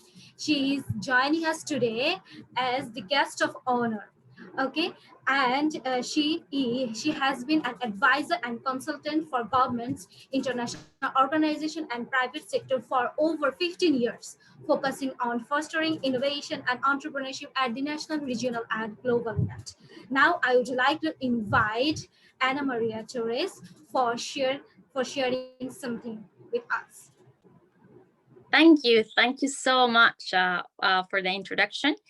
And first of all, congratulations to the organizers that are making EWC Bangladesh possible.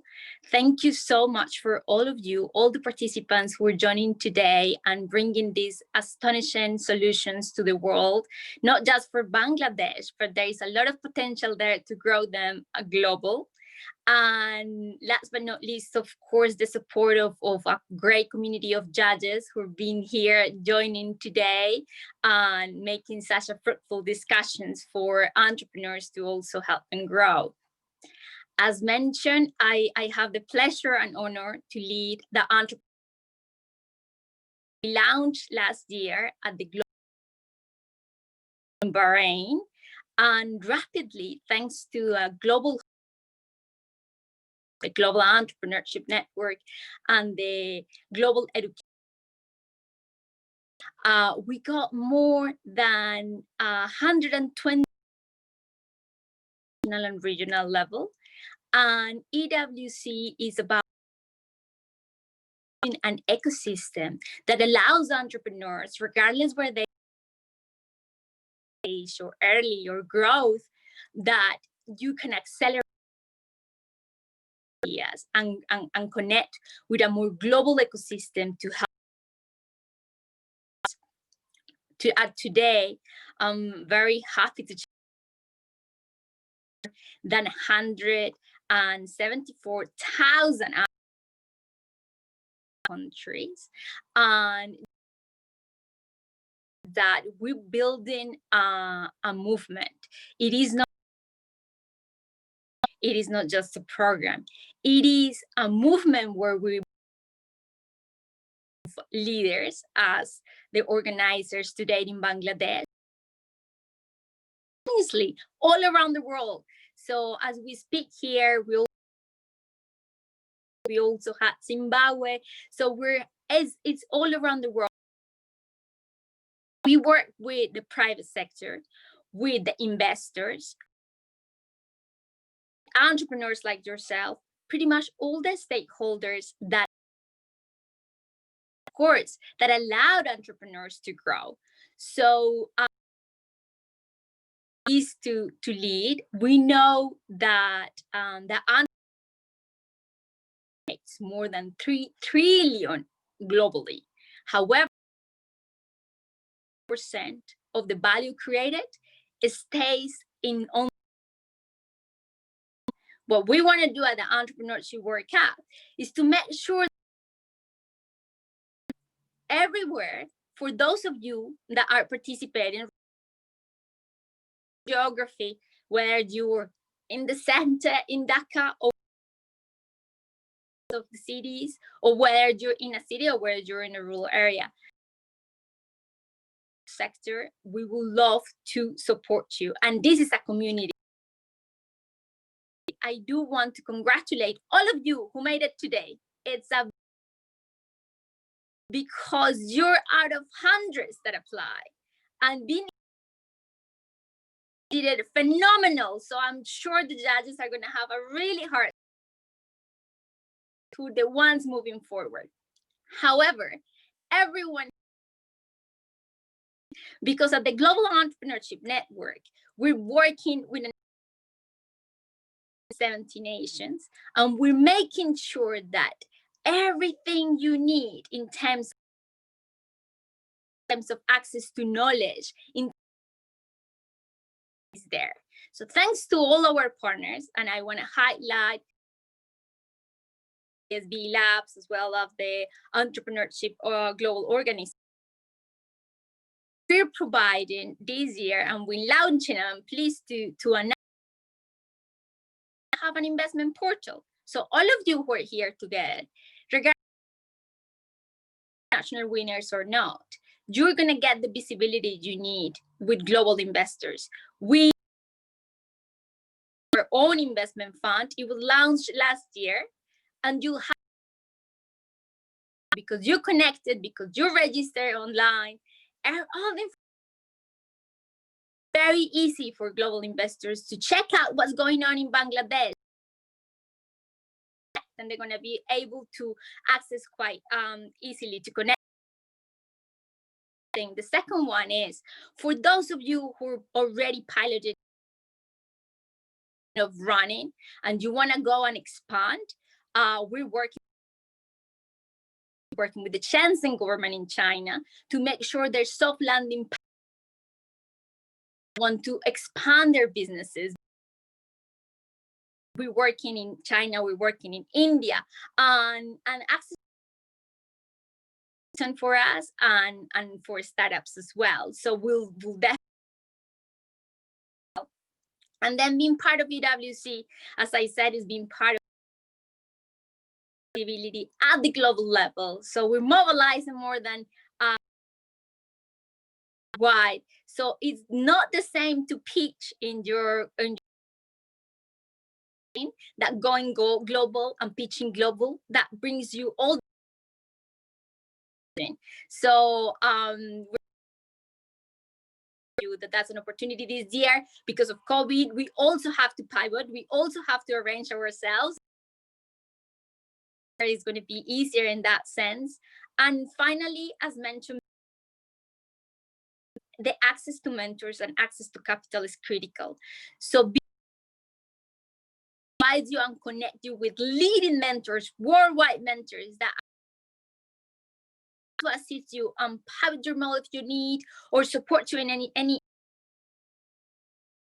So you're going to be part of that community moving forward to accelerate too. You next week pretty much. We will on right away, so just get ready for that. Finally, prices are something, but again, being an entrepreneur time journey. So we want to be with you in this journey, and the partners are making it here together that join today. You are only the makers that are making happen things. Our problems are needs an entrepreneurial mindset, and we're thankful for all the leaders are mobilizing the ecosystem to make sure that we become this global community of leaders and support the best solutions. So moving forward at the global the top 100 from all around the world join us on our social media. We'll be announcing on October 1st who's moving be from October 18th to the 22nd at the Miss. It's going to be virtual, so everyone can join us. Please do so. 1 million in cash prizes plus more than 7 prizes. So you can't miss this opportunity. Thank you so much. I can't wait to hear from the winners. Thank you. For wonderful sharings. Okay, that everybody is going to get some global investors. Okay, that's the most important thing for our participants. So get ready for it, and you are going to be the winner. Okay, so it's time to hear from our judges because they have actually give their valuable time to find out the winners. So how hard it was to get the winners. So let's hear it from our respected judges. First of all, I would like to share that our Tina ma'am is not here with us because she has something important to attend. So I would like to start with Rahat sir to say something about today's session and today's speech. Hi. So first of all, thank you so much for having me here today. It's a pleasure to do whatever we can to help the ecosystem here in Bangladesh. As one, because I think, we need to represent Bangladesh, go abroad and in regional and global investment circles. We definitely have some teams today who can do that. Working with everybody else here over the next year, advance this ecosystem so that the competition gets tougher and tougher. want every year's new crop to be better than before. The whole ecosystem does better. So really, as we can in further competitions. Thank you. Next, Nijor Rahman sir. Thanks everyone. Thanks for joining. Really work, and I also want to just pay tribute to Daffodil University as well as EWC for hosting. We need more linkages to the outside world and outside ecosystem,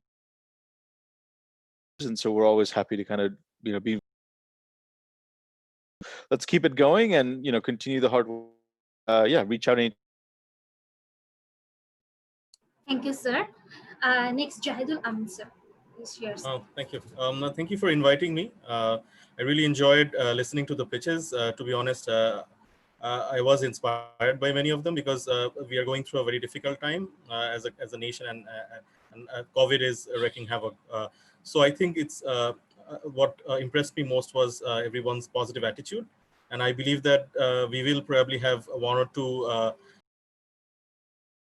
of companies. So best wishes to all of you, and we genuinely hope that you will create a lot of employment in Bangladesh. Thank you. Thank you, sir, for sharing such thing. Okay, so we have heard something from our judges. Now we have one important person with us, that is our strategic Light Castle. From our Light Castle, I would like to invite Mr. Bijon Islam to share something, because for the last couple of been working with us constantly a successful event. So Bijon Islam. So, thank you, Biri, for giving me the floor. I'll keep it short. First of all, my apologies. We are running a bit short, pitches and everything were so engrossing. I'm very excited for again. Cup. I was there last time in Riyadh when the final happened last year. It was a very time. I do hope Bangladesh, we have some excellent candidates, goes into the top 10. And again, thank you very much for Anna joining us, Subur Khan, of course, our respected judges, Rahat Bhai, Nijo Bhai, Zahed, and Tinapa. Thank you so much for supporting us in this journey. And to the entrepreneurs, best of luck with the results. I'm a very take care, everyone. Stay safe. Okay, thank you. It's time for the result. The winner. Okay, who is the winner of EW?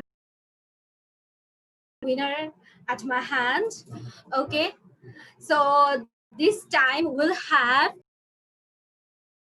only one winner, but this time we'll have two winners. So they will have the chance to attend to the global finale and join the 100 global finalists. Okay, and they will get $ in kind support from the Entrepreneurship World Cup and GEM. Now, let's talk about it. Who is the winner of today's session? Okay, so I'm going to share something with you guys. Already I have the winner. Okay, so we have 10 finalists today. Go Zion, Shuttle, Alpha 360, Kaide Today, Soulshare, Octaglory, Mechanic Koi, Team Game Plan, Interactive Cares, and Amarle. Now, the time for runner-up. Who is the runner-up? Let's have a big round of applause for Octaglory. Yes, Octaglory, who is the runner-up of today's session. Now, it's time to know who is the champion then. Is it Game Plan? Is it Interactive Care? Is it who? No. Now, let's have a look into our champion, who is Gojan. Yes, let's have a big applaud for Gojan. Exactly. Thank you so much, and big congratulations to our finalists and to the winners of today's pitching session. They are the winners of Entrepreneurship World Cup 2020. Okay,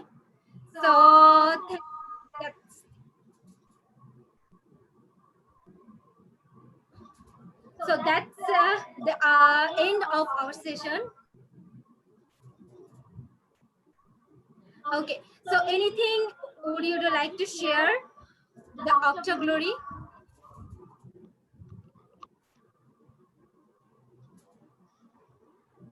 Anyone? Would you like to share something? No. Ridwan. Thank you for the judges. I just like to say one last thing. Let's bring the work up. Okay, thank you so much. So I would like to thank all the participants and our special guest and our guest of honor and our respected judges for giving us your valuable time and for sharing something insightful with us. So thank you so much. Hope to see you in the global finals.